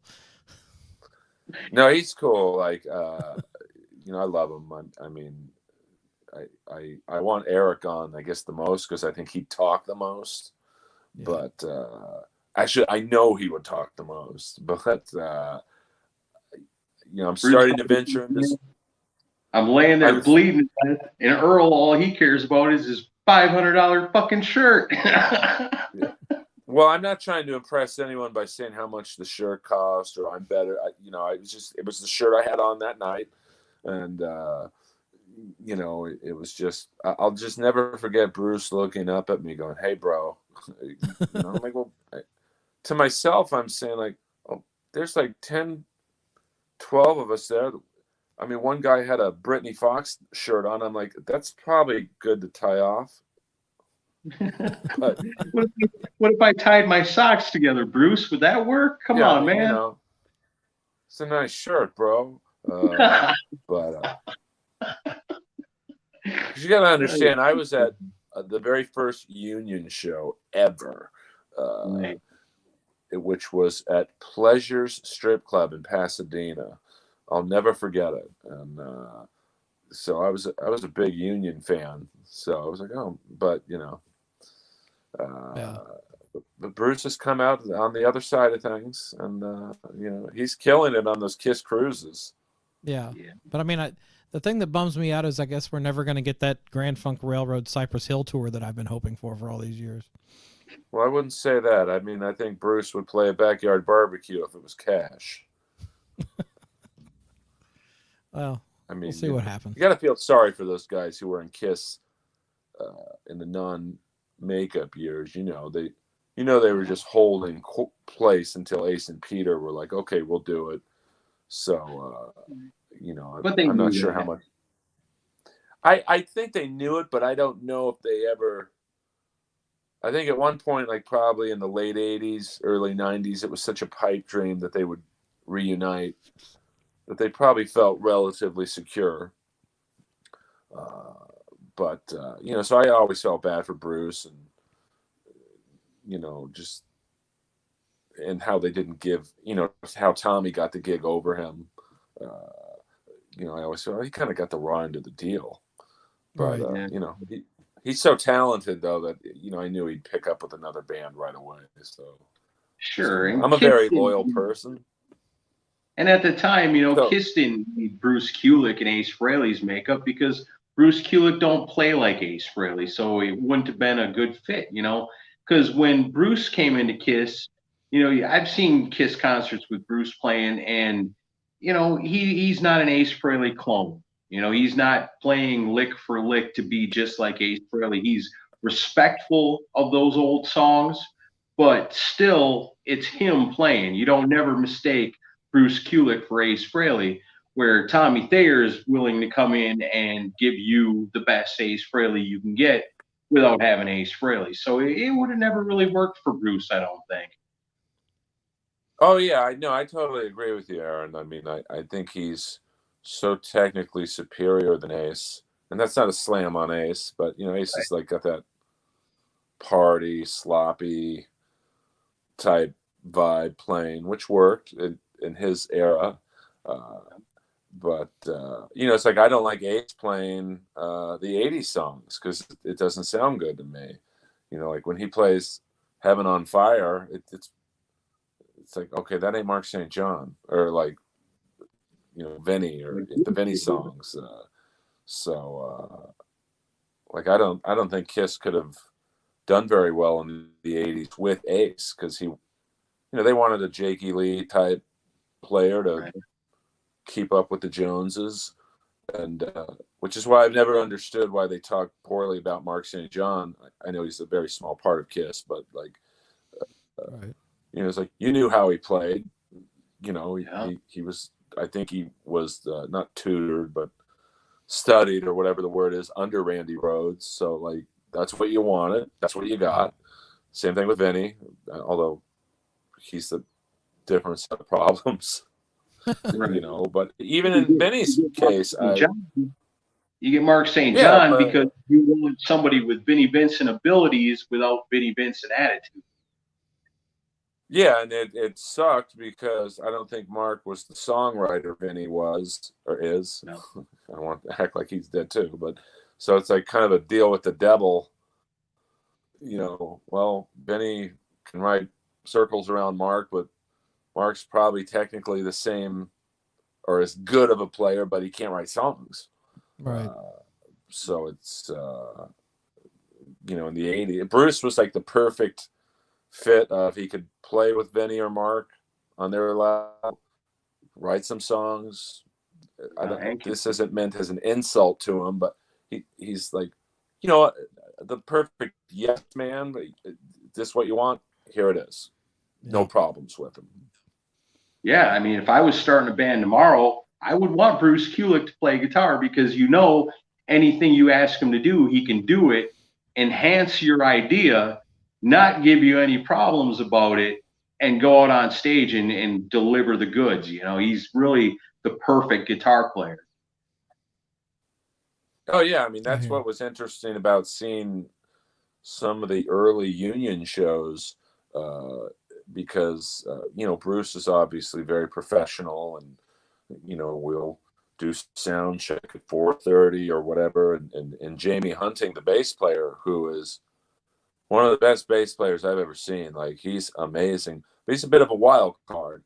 You know, he is a rock star's rock star. It was interesting to see those two personalities kind of try and coexist. You know, because, you know, obviously Brent on drums is a very much he's almost like a Bruce Kulick of drummers. Like, you tell him what you want, you get it. No problems. And you know, Karabi is a very talented guy. So But it was interesting. It's interesting to see really in any band when you have like, the professionals and then you have the wild cards, and they got to get along. Well, speaking of union, I always heard that Jamie Hunting was such an odd person. Did you know him? I did. I mean, we were, I'm not going to say we were best friends, but like I would say from like, when was Union start? I think 98. Yeah, I think so. And so I knew them for probably 3 years. I saw them a couple times a month, at shows or rehearsals. He's just he's a brilliant musician, but he liked to party back then, and it was very much like, it's funny. I think Bruce took on the Gene or Paul role of, we're gonna do this, this, this in that order, and I think Jamie was like the ace of the band. Like, he'd show up 2 minutes before the show, but he'd plug in and play perfectly. So, I've seen it on like TV shows I've worked on where you've got the straight-laced comics who their jokes are 1 through 5 in that order, and then you see the one guy come in, smoke a big joint, and he'll do joke 3 first and joke 2 fifth, but it's perfect. So it's like, I have a better appreciation now going through it myself on, like, not that comics are in a band, but like, when you're on shows together. So it's funny to me now looking back at some of the things Jamie was doing. And but it worked. I mean, live they were a great band, but just 1998 wasn't the I think the right era to market a band with KISS and Motley Crue members in it, unfortunately. Yeah, it's too bad because they were awesome band. It's just like, I mean, I think they almost had the same problem Tesla had, where like Tesla was a great band, right era, but their look was, Jamie's got like that Mick Jagger vibe, but Bruce is, regular looking dude, I guess, and Brent at the time, regular, just, I don't know, regular looking drummer, and Karabi looked, normal, I guess. Now he's got the dreadlocks and stuff. So they were just, I don't want to say boring, but like looks wise anyway, they were just kind of average looking, like, in terms of their presentation. And I just don't think they grabbed, the viewing public's eye. I mean, musically, they were great. Right. But if you weren't a fan of KISS, or you weren't a fan of Crue in 1994, that wouldn't even really made it on your radar back then, which I was a fan of both. So I was excited about it, but we're the oddballs, Yeah. Oh, absolutely. I mean, I thought, well, maybe they could get some traction on the reunion tour, but I think even by 98, the reunion tour was kind of imploding. And so I don't know if that would have even helped, but it wouldn't hurt them. They were really struggling, I think, too. I think the last show I remember seeing them on was Warrant opened up for Union. No, Union opened up for Warrant at the Cowboy Boogie, which was, if you're familiar with the LA area, it was a cowboy bar in Orange County. And it was packed, but it was just like, oh man, that's gotta maybe sting a little bit for someone like Bruce, who played in front of arenas and shit. Yeah. I saw you in Lincoln County, Wisconsin at a fair, and man, there wasn't nobody there. It was just a big mud pit, and they were opening for Rat, and they were great, man. They sounded great, but I mean, there wasn't nobody there, and I felt terrible for him. It's like, man, here's Bruce Kulick up on stage, who's played big arenas with KISS, and here's John Corabi, who's been out there with Motley Crue, and here they are playing this little rinky-dink fair in the middle of Dairyland, Wisconsin. It was cool to see it in such an intimate way, but half of me always felt bad. It's like, man, this ain't right. They shouldn't be playing like this. Yeah, it was just like, such a bad time for bands of that, genre. 98. Like it was just like, this ain't happening. But what do you do? Like you quit playing? Like you just they just. I mean, their first album was awesome, and really the Blue Room was good too. Blue Room's a really good album. Most people have probably never even seen that or heard of it, but the Blue Room is a damn good album. Yeah. Well, yeah, I think their marketing. I wasn't a fan of them doing. I think their second album was the live album, and it's a great live album. But I'm like, oh, that's not a good sign. Your second album is a live album. Like, there's just, I don't know. I thought maybe they should have done the Blue Room second, and then maybe a live album. But to be honest, looking back now, in 2020, I don't think it would have mattered. But Yeah. No, but we got a couple of damn good albums out of it anyway. Oh, absolutely. Yeah. I mean, Do Your Own Thing. That's if you were to tell kids that's, I don't know, Linkin Park, they'd be like, this song's amazing. Yeah, right.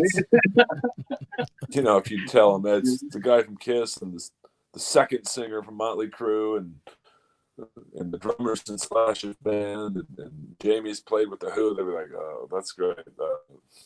What's Taylor Swift? She have a mouth. Your connection just got like a lot worse. Mine? Yeah. Can you hear me? Sometimes it helps if I move it. Oh. Shake it a little. How's that? It's still very Peter Gabriel-ish, but it'll work. Yeah, well, Hold on. It was working better lower. Yeah. Let me ask you this. Let's see. Still pretty Hold janky. on. Let me move to the front of the bed. I can hear you better now. You can hear me now? Yeah, we're going off more of your audio than your video. Your video has been kind of bad the whole time, but that's okay. Okay. How's this? I can hear you really good now. Okay. We'll just do this. Sorry about the front body shot. That's all right. Well, where'd he go? He just got kicked out. Oh, no. Yeah, he just got knocked off. I was about to ask him, because Earl has a weird distinction with the Vinnie Vincent history with the box set. Because he actually bought one and almost kind of sort of got one. Yeah, he got the box, but there was nothing in it. And I was hoping he would show us the box, because I think he still has it. Oh, he's trying to reconnect. What one of them looks like. All right, he's trying to. All right, let me put him back in.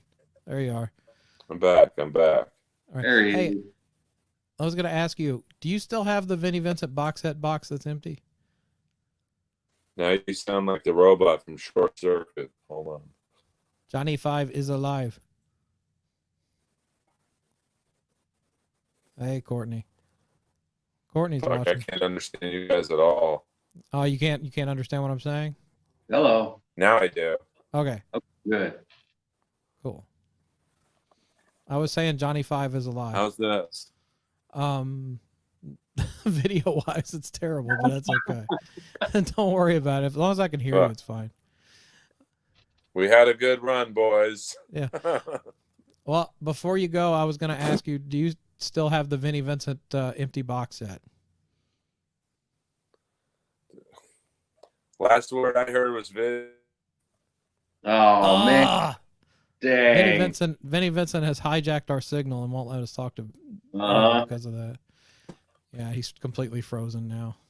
Well, you got me for a half hour. That was better than most. Can you hear me? Well, we're not paying for the whole hour then. Yeah. Yeah, it's no good, boys. All right, buddy. Oh, See you man. later. Thanks for coming on, Earl. Good talking to you, brother. Yeah. Fuck. All right, I'll take him out. Well, dang. We got no Earl. That was fun, though, man. I really like that guy. He's very nice, dude. I like him. Yeah. Funny as hell. Oh, this is good. crazy, that story about Bruce Kulick getting shot, though. I never even knew that. Oh, you didn't? You knew about him getting shot, though, didn't you? No, I never knew about him even getting shot. Oh yeah, the media covered it. I remember.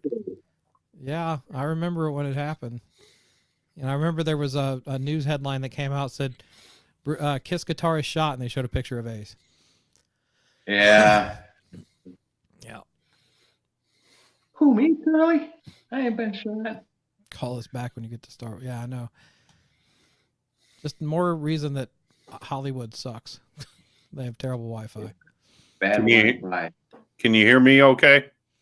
Yeah, unfortunately. Why'd you move to Nashville? Why'd you move to Nashville? Well, I got sick of mudslides, riots, forest fires, and bad Wi-Fi. Oh man. All right. Well, no, I guess it's up to you guys to find somebody out there who is a worthy challenge for Chris Czynszak. Oh yeah. Because I've got Beat the Geek questions lined up that was going to be for Earl, but they can be for anybody. Hey, so who's got the guts? Do you know what my least favorite part of Andrew's movie was? No. It was this. I want to rock and roll all night and party every day. Yeah, that's the absolute. Ron edited out the singing part. You can't hear the audio. Oh, wait a minute. Hang on. Pancho Villa. I know Pancho Villa. Yeah, he was in the Mexican Kiss tribute band. He wore the sombrero. All right. That's right. All right, can you hear? He wore the chupacabra makeup. Yeah. So do we still? Do we sound like Cenobite still? Or are we good? Let's just go until we can. Well, there was a cliffhanger going on that because you couldn't hear me. I was asking if you still had the empty Vinnie Vincent box set. I can't find it, but oh man, I want to see it. You know, I was in discussions with Netflix about a documentary, but so I think it's a great idea. It was just called Finding Vinny, and it was just like, okay, dude, here's a or I don't know if I can call him dude now, but like whatever, and it was just like, here's a chance to tell your side of the story. I mean, you've ripped off your fans, the only people who are interested in like your, you know, guitars or whatever you're selling. And someone reached out to me and said, well, you can talk to him over the phone for $20,000. And I'm like, you got to be kidding me. Wow, we didn't even have to pay. We talked to him and for I'm free. like, you don't understand. Like, I'm trying to rescue I'm a fan. I'm trying to help his horrific reputation. You know, I think at the time was trying to sell guitars at NAMM for like $10,000 or something. And like, yeah. And I think I was like, John 5 bought one of them. Yeah. Well, I mean, you know, he's like a super fan, like all of us are, but like, you know, to me, I was like, I'm not paying you a fucking dollar. I'm trying to help you. This potentially could go on Netflix, you know, and or you know, at the minimum Amazon. And I was like, I think he wants a lot of money, and it's like, dude, who? And this was like 2018 or 2017 at the time. Like, who's trying to talk to you anymore? Like, it was us and you. Yeah, I mean, I gave up on the idea. I kind of got motivated. I'm 52, so I grew up in a great era of heavyweight boxers, and Amazon had this amazing. It's like a mini documentary about the 70s, early 80s heavyweight Michael Dokes, and I was like, okay, well, if they're doing documentaries about Michael Dokes, who, you know, was, you know, if you don't follow boxing, you probably never heard of him. I don't know who that is. He was a great. It's kind of very parallel to Vinny. Like, you know, he could have been like the Tyson of his era. but he's just drugs and party too much and just burned a lot of bridges. And but it gave me like hope that they might be open to a documentary about a lesser known guy like Vinny, and especially now with whatever he's going through. I don't know if he's transitioning in all seriousness, or I don't care. I don't know. I don't really care. Like, I have a lot of transgendered comic friends that, to each their own. But I think it would be even better if he was, because that's another just added, sidebar to his insane story. An extra chapter in your Netflix special. Yeah, I mean, he is really a fascinating, like, truly, yeah. Like you start off writing jingles for Happy Days. You're in the Dan Hartman band, which was a great band in terms of who was actually in it. G.E. Smith and Dan Hartman's very underrated. Like, he's heavy metal for sure, but he's a very talented was a talented songwriter. So you got that. You got getting kicked out of KISS 3 times in 2 years or whatever that was, and getting kicked out of the Vinnie Vincent invasion. It's like, sounds impossible.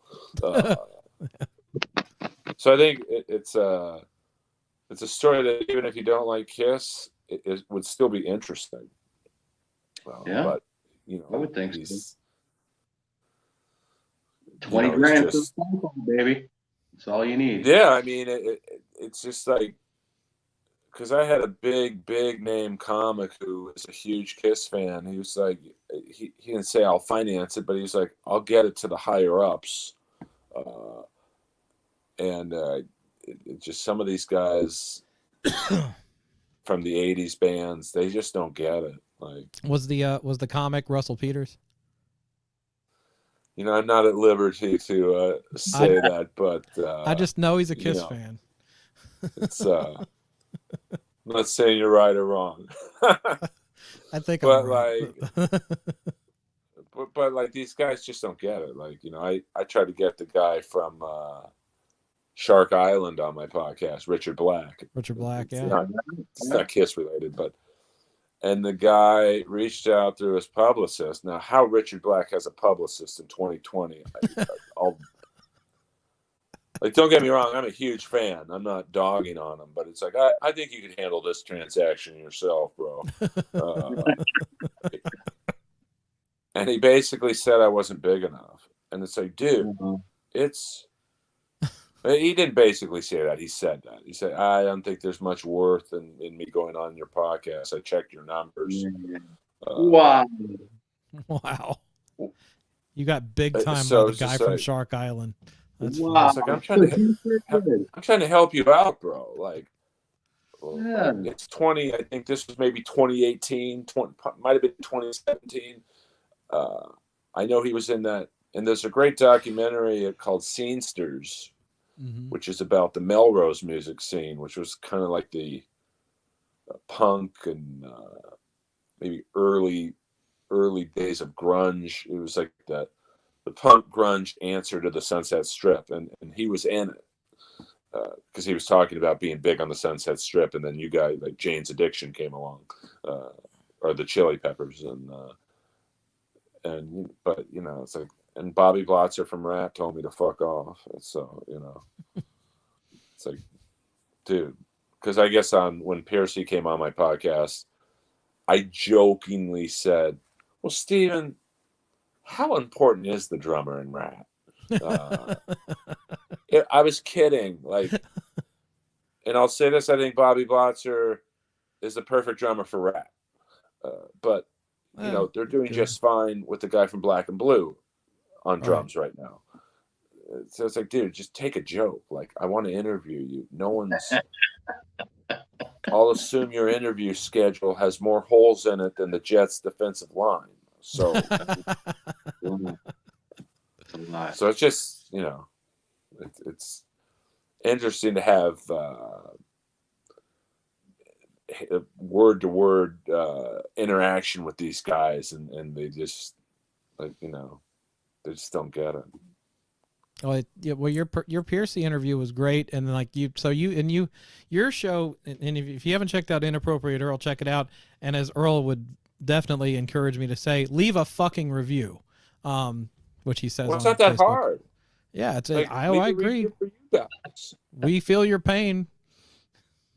Because I don't think fans realize, we could potentially get better advertisers or whatever, through reviews and subscriptions, and the algorithm, at least on Apple, is really subscriptions. So, you could have a great podcast, but if you've got maybe 200 subscribers versus, say, I don't know, Metal Sludge's podcast, which has thousands, it doesn't matter, so it's leave a review for both. It helps us all, and it literally takes 30 seconds. Yeah. Right.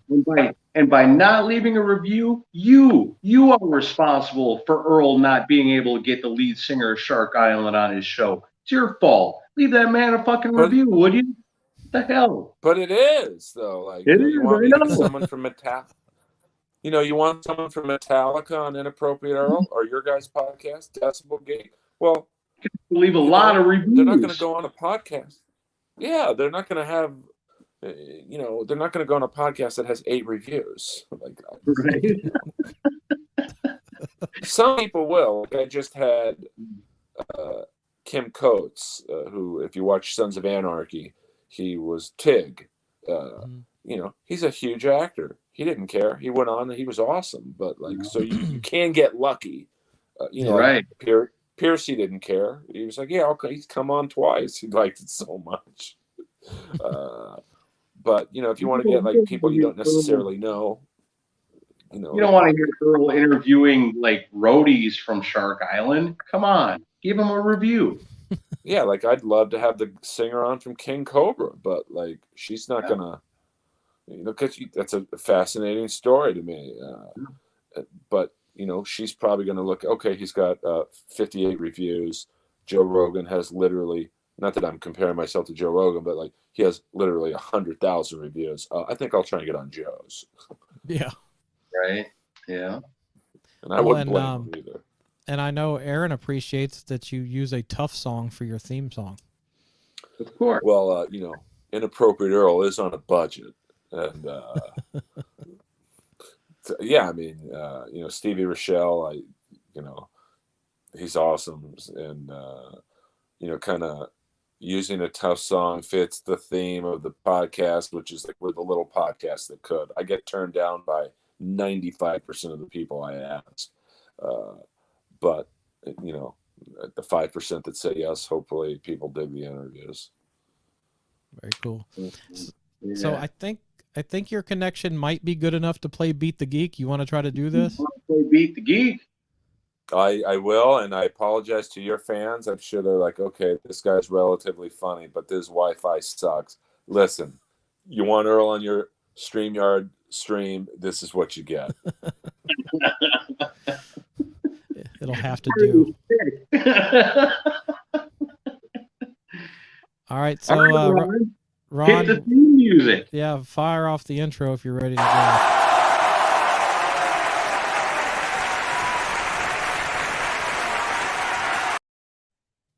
Oh man, it's so official now. Welcome to the most important game show in all of history, the rock and roll game show, Beat the Geek. It's time right now. We've got Earl Skakel, famed comedian. Everybody loves this guy, and he's going to be facing off against our very own geek, Chris Czynszak. Oh boy, I'm running out of power, so let's get this rocking. All right. So the way it works, everybody knows the rules. We're going to ask a question. We're going to start with the geek. We're going to give Earl the opportunity to bet against Chris or not bet against him to get extra points, and we'll go from there. All right, are you guys ready for Beat the Geek? Yep. Yeah. Here we go. The first question goes to the geek, which is my friend Chris Czynszak. We're going to go back old school for this one. Got a little surprise for you. All right. Oh, God. The 1966 hit single Sunshine Superman by Donovan features Donovan's guitarist Eric Ford. He's accompanied by which soon-to-be very well-known guitarist? So you got Eric Ford on guitar, but you got another guy. He ain't famous yet, but he's about to be. Earl, do you think Chris knows the answer to this, or do you want to bet against him? He's got a good poker face. I've worked on it. I'm gonna say he does know it. All right, Chris, playing it safe right off the bat. You're not being bet against. Who was the famous guitarist that played on Donovan's Sunshine Superman? Was it Jimmy Page, Jeff Beck, Eric Clapton, or Richie Blackmore? I want to say it was Jimmy Page.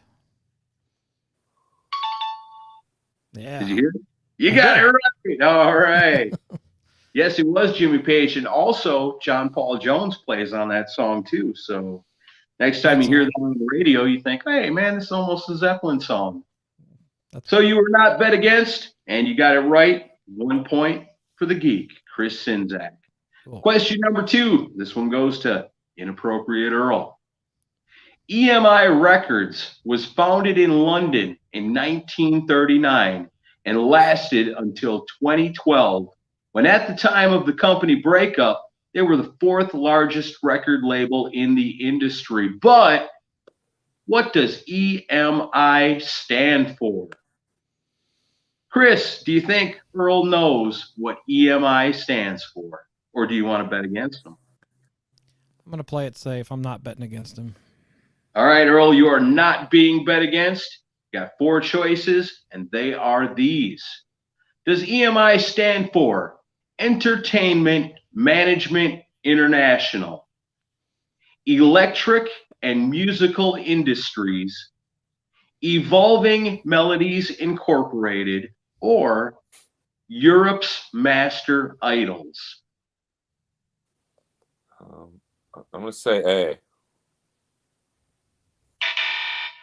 That is incorrect. You guessed Entertainment Management International. It's actually EMI, stands for Electric and Musical Industries. You got it wrong, but you were not bet against. No points awarded. Score remains 1-0. And the question goes back to Chris Czynszak. Scroll around down here. Come on. No, I must say my area of expertise is exclusively the 80s, but I will still. We're gonna get there. We'll still give a valiant effort. All right, then listen. Well, what the shit? You having trouble there? Yeah, trying to get it to scroll down. And it's not working with me here. Come on. Yeah, boy, I guess. Come on. Trying to fill time. Shout out to Bob Barker for that. Spay and neuter the pets. How about spay and neuter him? That guy was out of control on that stuff. We try to give it a quick refresh. Bob Barker was a horn dog. I mean, I get it, given who the Price of Right girls were, but yeah, can't blame the guy. All right, here we go. Question goes to Chris. Which of the following 4 statements about famous British producer Mickey Most is false? I'm going to give you 4 statements. 3 of them are true. 1 of them is false. Earl, we're going back old school for this one too. Do you want to bet against him? I do. All right, Chris, you are being bet against. This is about Mickey Most. 3 of these statements are true. 1 of them is false. You got to figure out the false one. 1, he believed songs should never exceed 3 minutes long. 2, he was South Africa's first rock star. 3, he was the founder of Capitol Records. Or 4, he discovered the Animals. First question, who's Mickey Most? Mickey Most is a producer from the late 60s. No, I think he was Donnie's brother. Donnie Most? Oh, geez, this could be any of these. I'll say the one where he said that no song can exceed 3 minutes. That is incorrect. Actually, he did believe that. Pop songs of any kind should never exceed 3 minutes. He actually was South Africa's first rock star. He moved there and just did covers of things that were happening in the UK and Europe and was literally their first rock star. He also did discover the Animals, but he did not found Capitol Records. You got it wrong, but Earl was smart. He bet against you, so Earl gets the point, ties the game 1-1. All right, next question. This one goes to Earl. This one's going to be a little more in your wheelhouse because this question comes from 1986. Oh, yeah. In 1986, while recording their debut album for Geffen, the band City Kid made a last-minute change to their band name. What now familiar name did they change to? Chris, I'm going to give them 4 choices. The bands we all recognize used to be City Kid, wisely changed their name to something else. Do you want to bet against them, or do you want to play it? There's no way he doesn't know this one. You are not being bet against, Earl. Your choices are Faster Pussycat, The Cult, Tesla, or Death Angel. Who was City Kid? I'll say Faster Pussycat. Oh shit! I should have bet against you.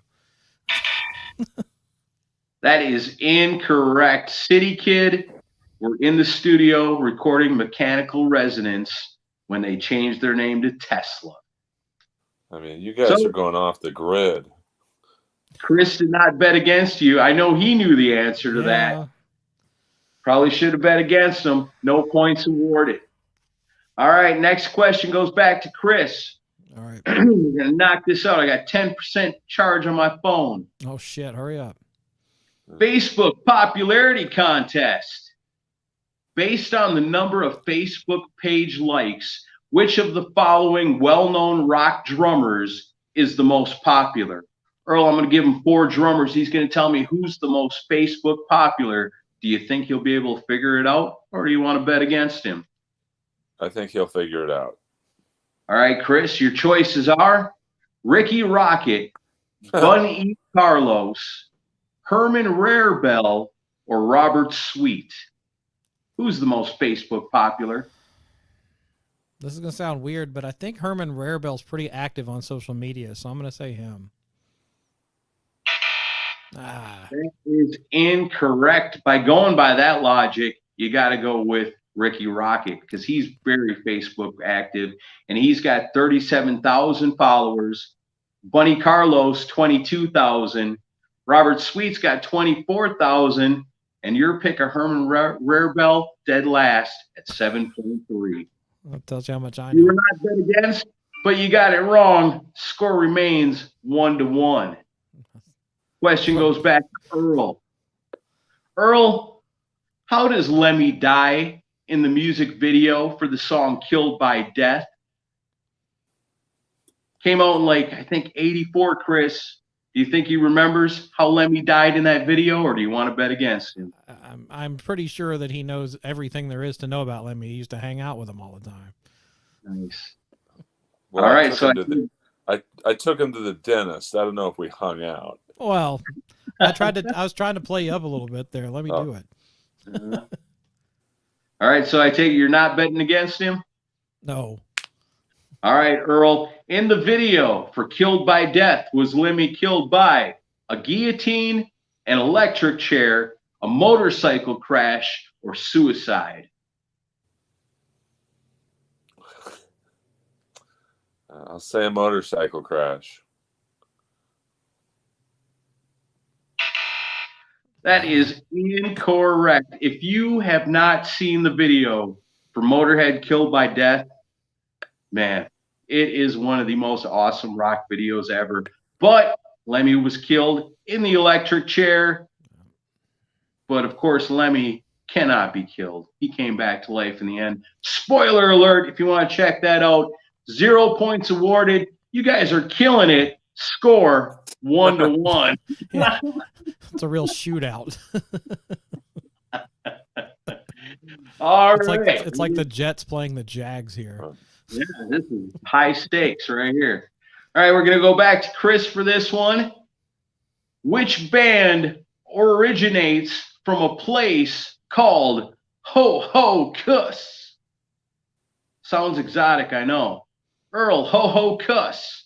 Do you think Chris knows the band who originates from such a weird sounding place? Or do you want to bet against?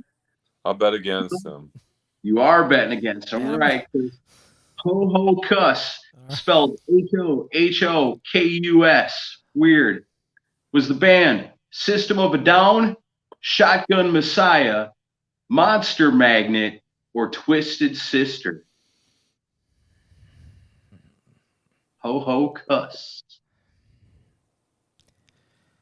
My gut's telling me to say Shotgun Messiah, but for some reason I want to say, what was the first one? System of a Down, Shotgun Messiah, Monster Magnet, Twisted Sister.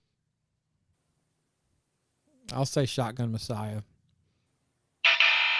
That sounds like a Swedish thing, right? No, Jersey. It's Twisted Sister. Oh, wow. I thought they were from Brooklyn. Ho Ho Kuss is some kind of borough in New Jersey. I never heard of it. I thought it was weird. I thought, what a crazy ass question. I'll add it to Beat the Geek. Nobody's going to know that, and nobody does. Here we are, 2-2, and we keep going. Well, I thought it was 2-1. No, it's 1-1. You said 2-2. But don't I get a point for him getting it wrong? 2-1. No, because you didn't bet against him. I did. Oh, did you bet against him? Yeah, he did. Okay, so then it is 2-1. I'm sorry. Jesus. What are you, Shaquille O'Neal? Fuck, man. You can't. You can't expect me to host the show, come up with the questions, hit on the girls holding up the signs on the show, which we haven't got those in yet, but they will be coming, and all this stuff, and keep track of score. I'm doing the best I can. Finally, a chance to do something here. Double the points. Ron, it's time.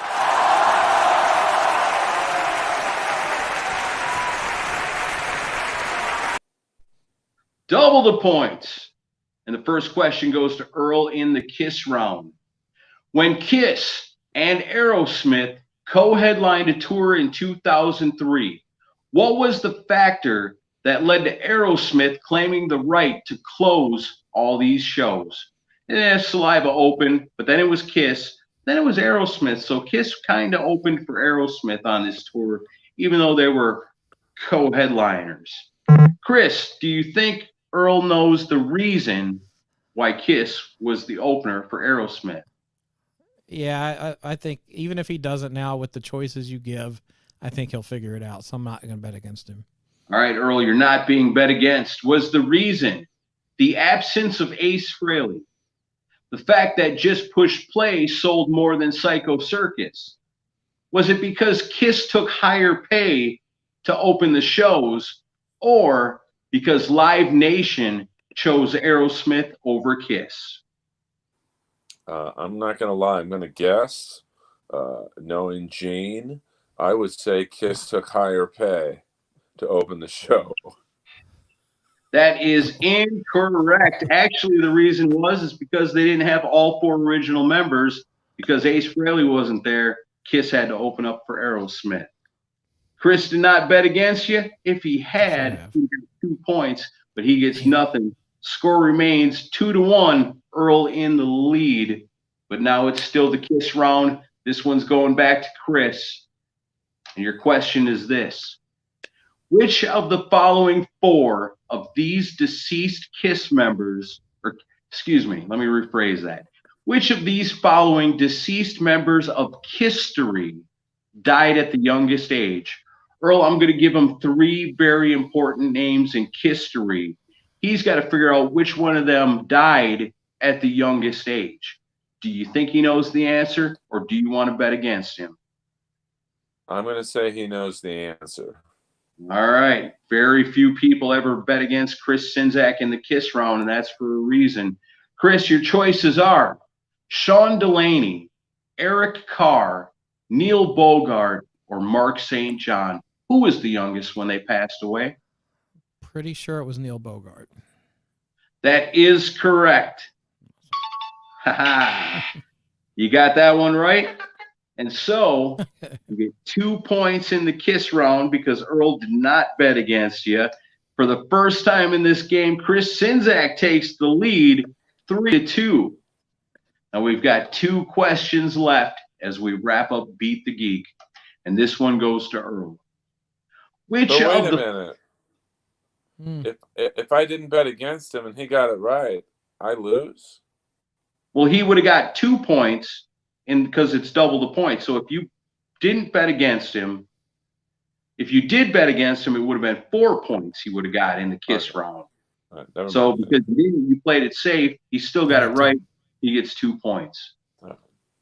So it comes down to this. This is still a close one. He's only up by 1 point, so this can still change in these last 2 questions. Earl, your final question for – oh, shit. What happened? Oh, shit. Did Aaron freeze too? Ron, what are you doing? Holy shit. Everything's gone to hell. Wasn't my fault. I didn't do it. Aaron's like frozen sideways. What the fuck? What a way to end the night. This is great. Oh, on the last question. Okay. All right. We got. You there? Yeah.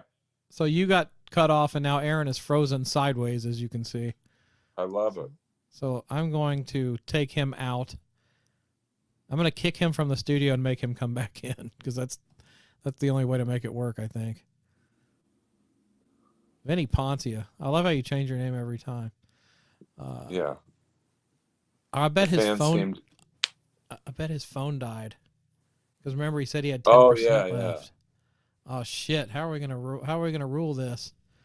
This is like a rain out. You win. You know, the rain came in and you win. I don't want to do that to him. I'll give him. Let me text him, and I'll just make sure. Although texting him is gonna do me no good either because his phone's fucking dead. So I don't know, man. Man, we had 2 questions left. All right, let me see. All right, Earl, meet Ron. Hey, Ron. Hi, Earl. How are you? Good. Sorry about my Wi-Fi. Well, at least your Wi-Fi lets you come on, Aaron. Oh, jeez. What's going to happen? Somebody needs to get a phone charger for Aaron for Christmas. Yeah, Kristen keeps saying to plug his phone in, although he's a little late for that advice. Hey, are we doing the podcast thing next year? If the everything expo, works out? Well, yeah, let's just go ahead and talk about it while we're here. Well, yeah, I mean, I've got the date set. I'll tell them I'll tell them to you off air. I haven't announced it yet. Oh, okay, But yeah, next August, and I need to talk to you and Courtney about doing a show again, because we want to do a comedy thing again if you guys are up for it. Oh, that was awesome to meet Mark Slaughter and Jeff LeBar and the Journey's manager. Like, you know, he was very. He hooked me up in LA when they came here. It was like very cool. Wait, Journey's manager? His road manager, I guess. Who was that guy? He was there. I didn't even know that. Although they were playing in town the night before, so that makes sense. Yeah, we went the night before, and I think Craig Gass introduced us. And oh, okay, I got you. He asked me at one point, "Where are you from?" I said, "I'm from LA." He's like, "Oh, well, I'll message you when we play there." And I'm like, "Yeah, right." Sure enough, the guy at LA, and he messaged me. Well, that's pretty sweet. I was sitting right next to Mark Slaughter. You don't remember me, Earl? Well, I do. You do look familiar to me. I'm not going to lie. Yeah, I get that a lot. I mean, you look like the guy who tried to touch my pee-pee in the bathroom, but like, it's all good. That was just a misunderstanding. Was that in elementary school, Earl? Yeah. No, that was about a year ago. No, I'm just kidding. I thought you were somebody else. Yeah, I bet. You know what they say? If they smoke, they poke. But yeah, now we're gonna do it. I'm working on a few things with potential headliners and everything. But yeah, we're planning on doing it again for sure. Oh, maybe Slaughter can do it. Like, he seems like a great guy. Like, yeah, he was he came to the first one. He showed up a little late in the day, but he signed everything everybody brought him, and it was really nice. And yeah, he's wanting to come every year, but it's always usually he's on the road. But maybe that'll work out for us this time. yeah, he's very, very, very nice. It's rare to see someone who's been successful be nice.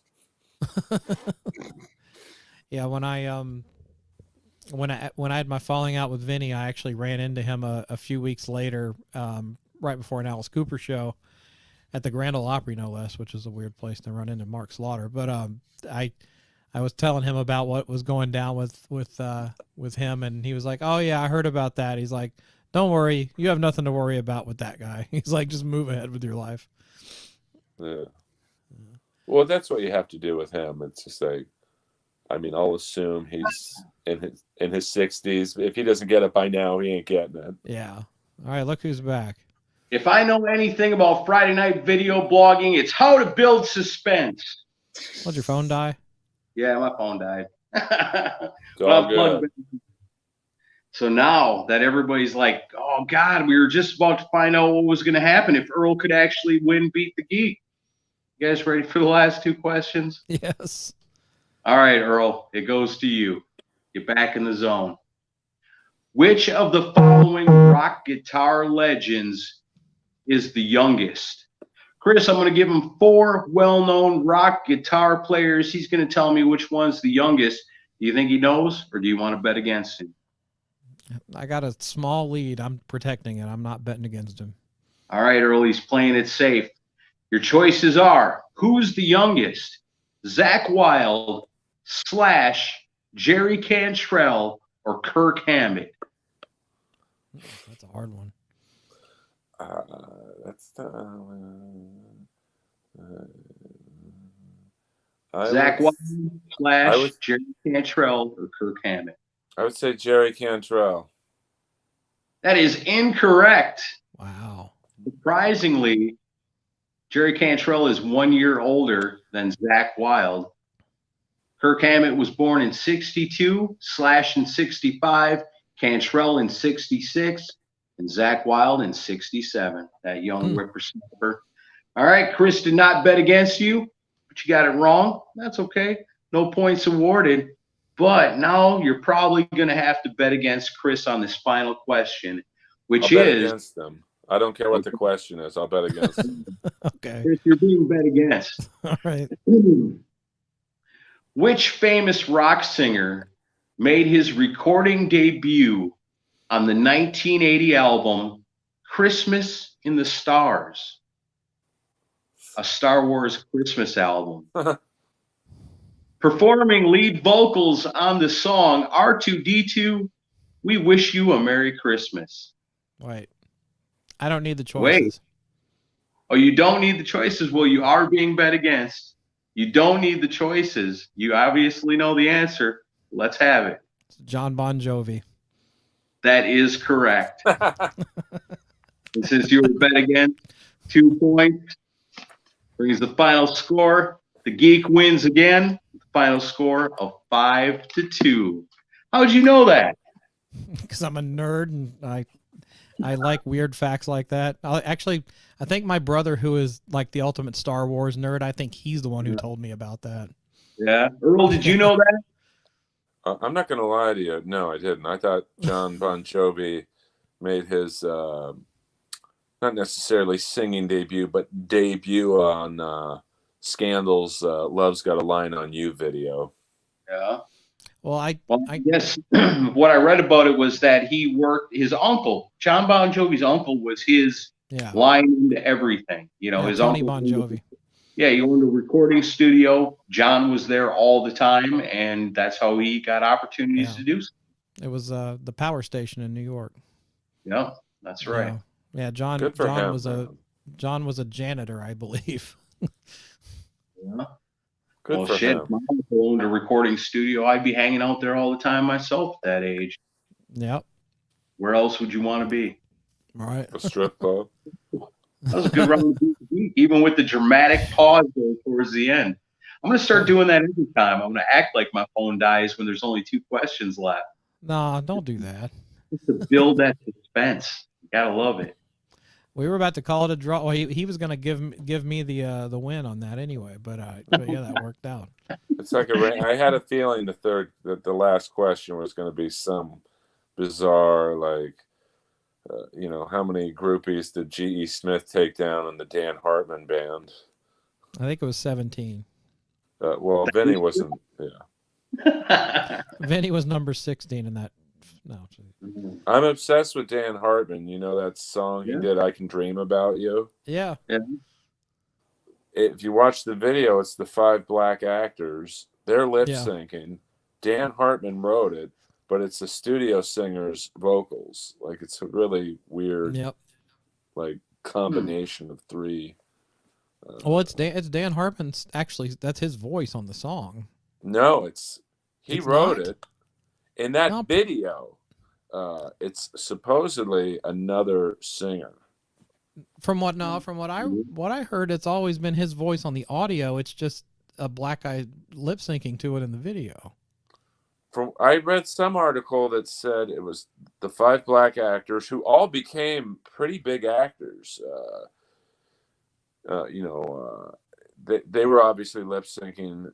Dan Hartman wrote the song, and they had some other actor or singer singing it. Really? But no, I'm not saying that's true, because then Dan Hartman put a video out where he's a bartender, and that they're doing that song, and the vocals sound they sound exactly as the one. I always thought it was him singing. So. He had a very wild history. He died of AIDS, but yeah. We had if you haven't heard we did an interview with a woman named Blanche Napoleon she was part of the Dan Hartman group. She's actually on the back cover of The Woman. She's not in the Instant Replay video, but she's on the back cover of the record. Oh, okay. And she was the backup singer in the band, and we did a whole long interview with her about it. And of course, we wanted to talk about the Vinny stuff, but there wasn't a lot to tell because Vinny was just a quiet session guy at the time, so there wasn't a whole lot. She just had good memories of him, but she had a lot of great stories about Dan Hartman, who was, super talented guy, but lived a very wild, Studio 54 type life at the time. Yeah, I mean, that's around the era of, kind of where AIDS was here, but no one knew about it yet. Right. So who knows what he was doing? I mean, if you were at Studio 54, you were probably contracting the disease in some fashion. Oh yeah, it must have been like a breeding ground for it. But he, I mean, obviously, his work with the Winter Brothers. I mean, there's some great stuff there. He's very underrated, but I mean, it's got to be a bummer when you're that talented. You have a pretty nice body of work, and you're really only known for one song that you weren't even in the video in.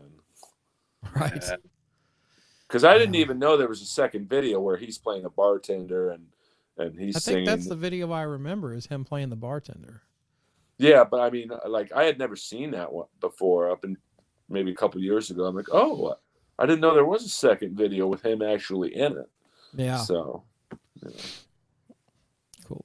Well, I do want to have you back on sometime when we do a roast for one of us, and because I know how much you love leading roasts on StreamYard.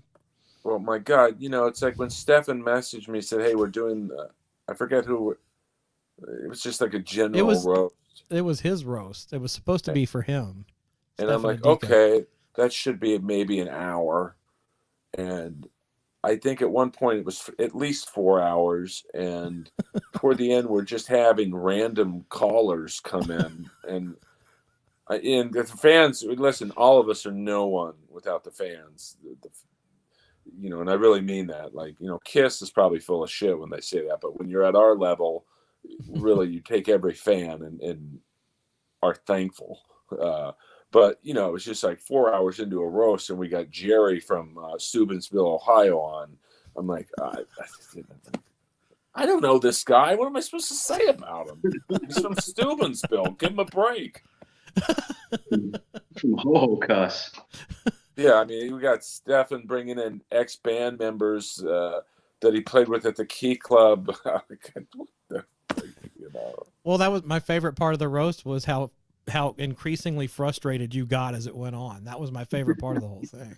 Well, there was just no end in sight to this thing. It was like the Abba Zaba of roast. It just kept going and going. And, like, you know, I'm a KISS fan, so I'm excited to be interacting with Eric Singer, you know, because I like Badlands. And I even like the one Black Sabbath album he was on.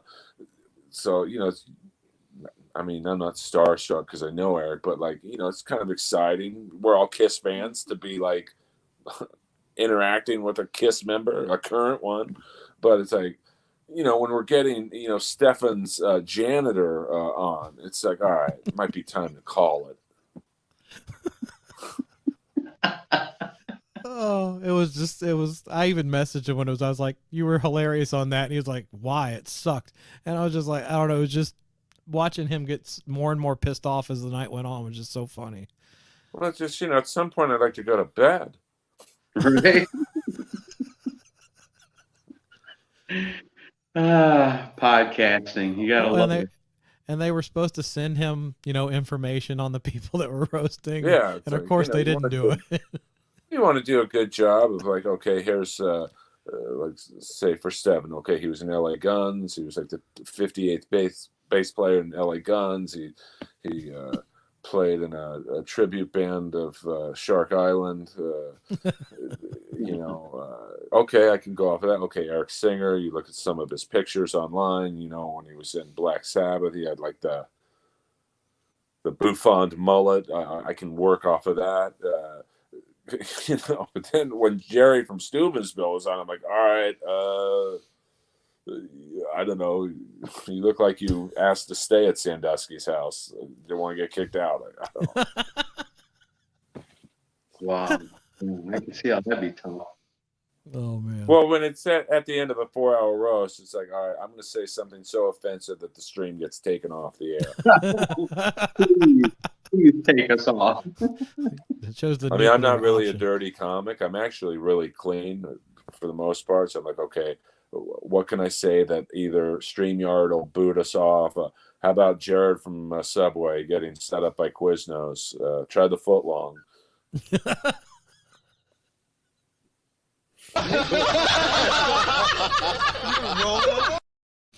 Thank you, Ron. That was good. It's been a lot of fun. Yeah, I love you guys, man. It's good. I wish so many of my comic friends are moving to Nashville. I wish, you know, I'm just stuck in LA doing voiceovers. So I shouldn't say I'm stuck here. I just, you know, I love it here, but I wish I saw you guys more often in person. Well, I'll be. Moving here. No riots, no forest fires, no mudslides. Good Wi-Fi. Yes. I know my Wi-Fi is horrible. My Wi-Fi is so bad that the other day I had to download a voiceover script, and I was like, it'll take 10 years to do it in my house. I went to the dog park on top of Mulholland, which is Mulholland is like the area in between like the Valley and Hollywood. So I don't know what it is about the Wi-Fi at this particular dog park, but it took literally 30 seconds to get the whole script. I mean, it was heaven. Of course, I look like a freak asking anyone if they had a printer at the dog park, but oh man. So yeah, but hopefully see you guys. My girl's from Alabama, so I think the last time we went there, we went to a Predators game, which was kind of fun. So maybe we could hook up at some point. Yeah, well, I'll be in touch about next August. We'd love to have you back again. Oh, I'll be back for sure. I mean, it's one of my 20 years of comedy to wear a Vinnie Vincent Invasion shirt and see the singer, obviously, Mark, going like this to me. Like, that's why I do comedy. Like, for moments like that, where I will remember that forever. So, awesome. Thank you guys for facilitating that. And Aaron, you were a complete wild man that weekend. Oh, man. This guy's out of control. I don't think I've ever seen anyone this excited about meeting Ronnie Keel. Ronnie Lee Keel. Sorry. Hey, we love Ronnie Lee Keel. We're in Nashville. Don't forget the Lee. Yeah, I forgot. Sorry about that. I was just weirded out when I went to the Predators game. This guy comes up to me. I thought he was going to hit me. He's like, "You're that guy from Roast Battle who takes his shirt off and says homophobic stuff." I'm like, "Yeah, like, I guess." Because like the other day, and I'll leave you guys with this. I have a Dodge Hellcat. You know, it's like a fast car or whatever, but I put on some aftermarket parts, so I can't take it to a Dodge dealer to get worked on because they won't work on cars that have been manipulated. Yeah. So I got to go in the hood to get the car fixed. I went to Beverly Hills Auto Body on Crenshaw and Normandy, not exactly Beverly Hills. And so I'm waiting in the lobby, and it's all African American people and me. And this huge black guy comes up to me and goes, "Hey, man, you're that racist guy from Roast Battle." And I'm like, "No." No. About 3 hours later, I'm at the Whole Foods on Fairfax and Santa Monica, which let's just say is a very white neighborhood. And I swear to God, this happened. This guy comes up to me and goes, "Hey, man, you're that racist guy from Roast Battle." I'm like, "You got it." Oh, man. Would you like a picture? Oh, man. Like, no, wrong dude. Well, the first guy who said it in the lobby of the car place, like he had like this Barry White booming voice. He's like, "Hey, you're the racist guy from Roast Battle." I'm like, "Nah, not me, brother." It's not me at all.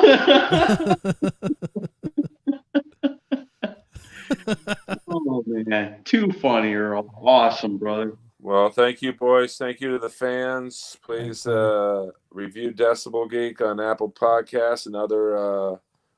I don't know if you can review stuff on Spotify or whatever, but we're not. I'm only on Apple Podcasts and SoundCloud, so you can't review on SoundCloud. So people can follow you at vinnypontia.com. Yeah, I'm at brucekulick.org, and I'm just at Earl Skakel.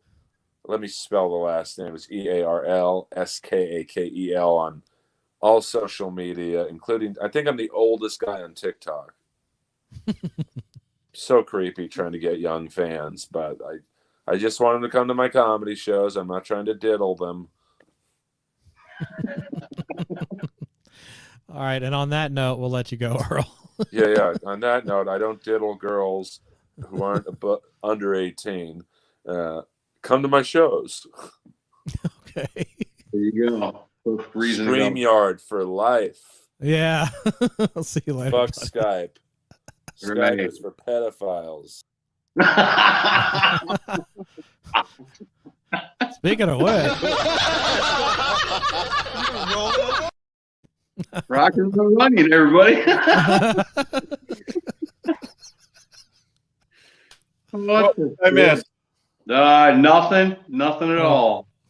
Boy, we were master the whole time. Good. This was the definition of off the rails, and the audience plummeted through that whole interview. I love Earl though. I bet they did. Yeah, we started out strong. Had a couple of good guests. Yeah. Talked some KISS. Had some fun. I won Beat the Geek. Won Beat the Geek, yeah. Beat Earl Skakel. Put that in your name. I've almost gone through the whole Jaeger thing here. So Ron tonight's just getting started. If we didn't mess things up, this wouldn't be a good Friday Night Live because, I mean, someday we're going to do a perfect show and everyone's going to go, wait a minute, what's going on here? That was still fun. Yeah, a lot of fun. Oh, if we do a perfect show, numbers will really drop. Well, so the wrong thing. So I think we go no guest next week. Just have the three of us because I want to do a few things. I've got to. Well, I'll have 5 people for Smash or Trash. I've got the songs already picked out. Right. That'll be fun. We should probably go over some news and stuff like that. We'll maybe talk a little bit about the KISS New Year's Eve show, and then because after next Friday we haven't really announced it yet, but we're going to take we're obviously going to take Christmas Day off. We're not doing a show that night, but we are going to come back the next week, but it'll be on Thursday because Thursday's New Year's Eve. We're going to do a New Year's Eve show. We're having our very own Decibel Geek TV Christmas Eve party, and you're invited.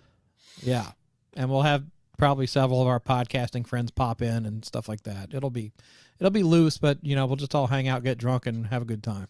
So does that mean we're competing with the KISS live stream? Yeah, for free.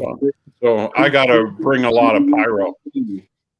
Well, Ron's got to set his farts on fire so we can compete with their pyro.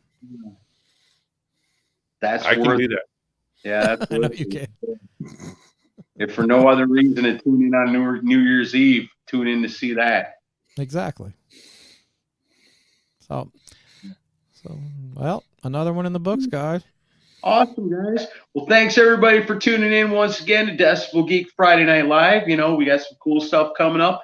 Check us out on Decibel Geek TV. There's all kinds of cool stuff there in the archives. If you don't know, Chris and I, we do a podcast. We've been doing it for almost 10 years. It's called Decibel Geek. It's wherever you listen to podcasts. Go ahead and get yourself a listen to that. And if you love hard rock and classic metal music, we're your dudes. Of course, we love Rockin' Ron Runyon. He takes care of Decibel Geek TV for us. And, rock on. Thanks for joining us tonight. Pantheon won't allow me on the podcast no more, so you can only catch me on the live stream. That's right. On a loophole. We have a restraining order on the podcast for him, but he's free to come on the live stream. Yes, indeed. All right. Free is the appropriate word, yeah. All right, we will see everybody next week. Good night, everybody. All right. Thanks, everybody. See you next Friday.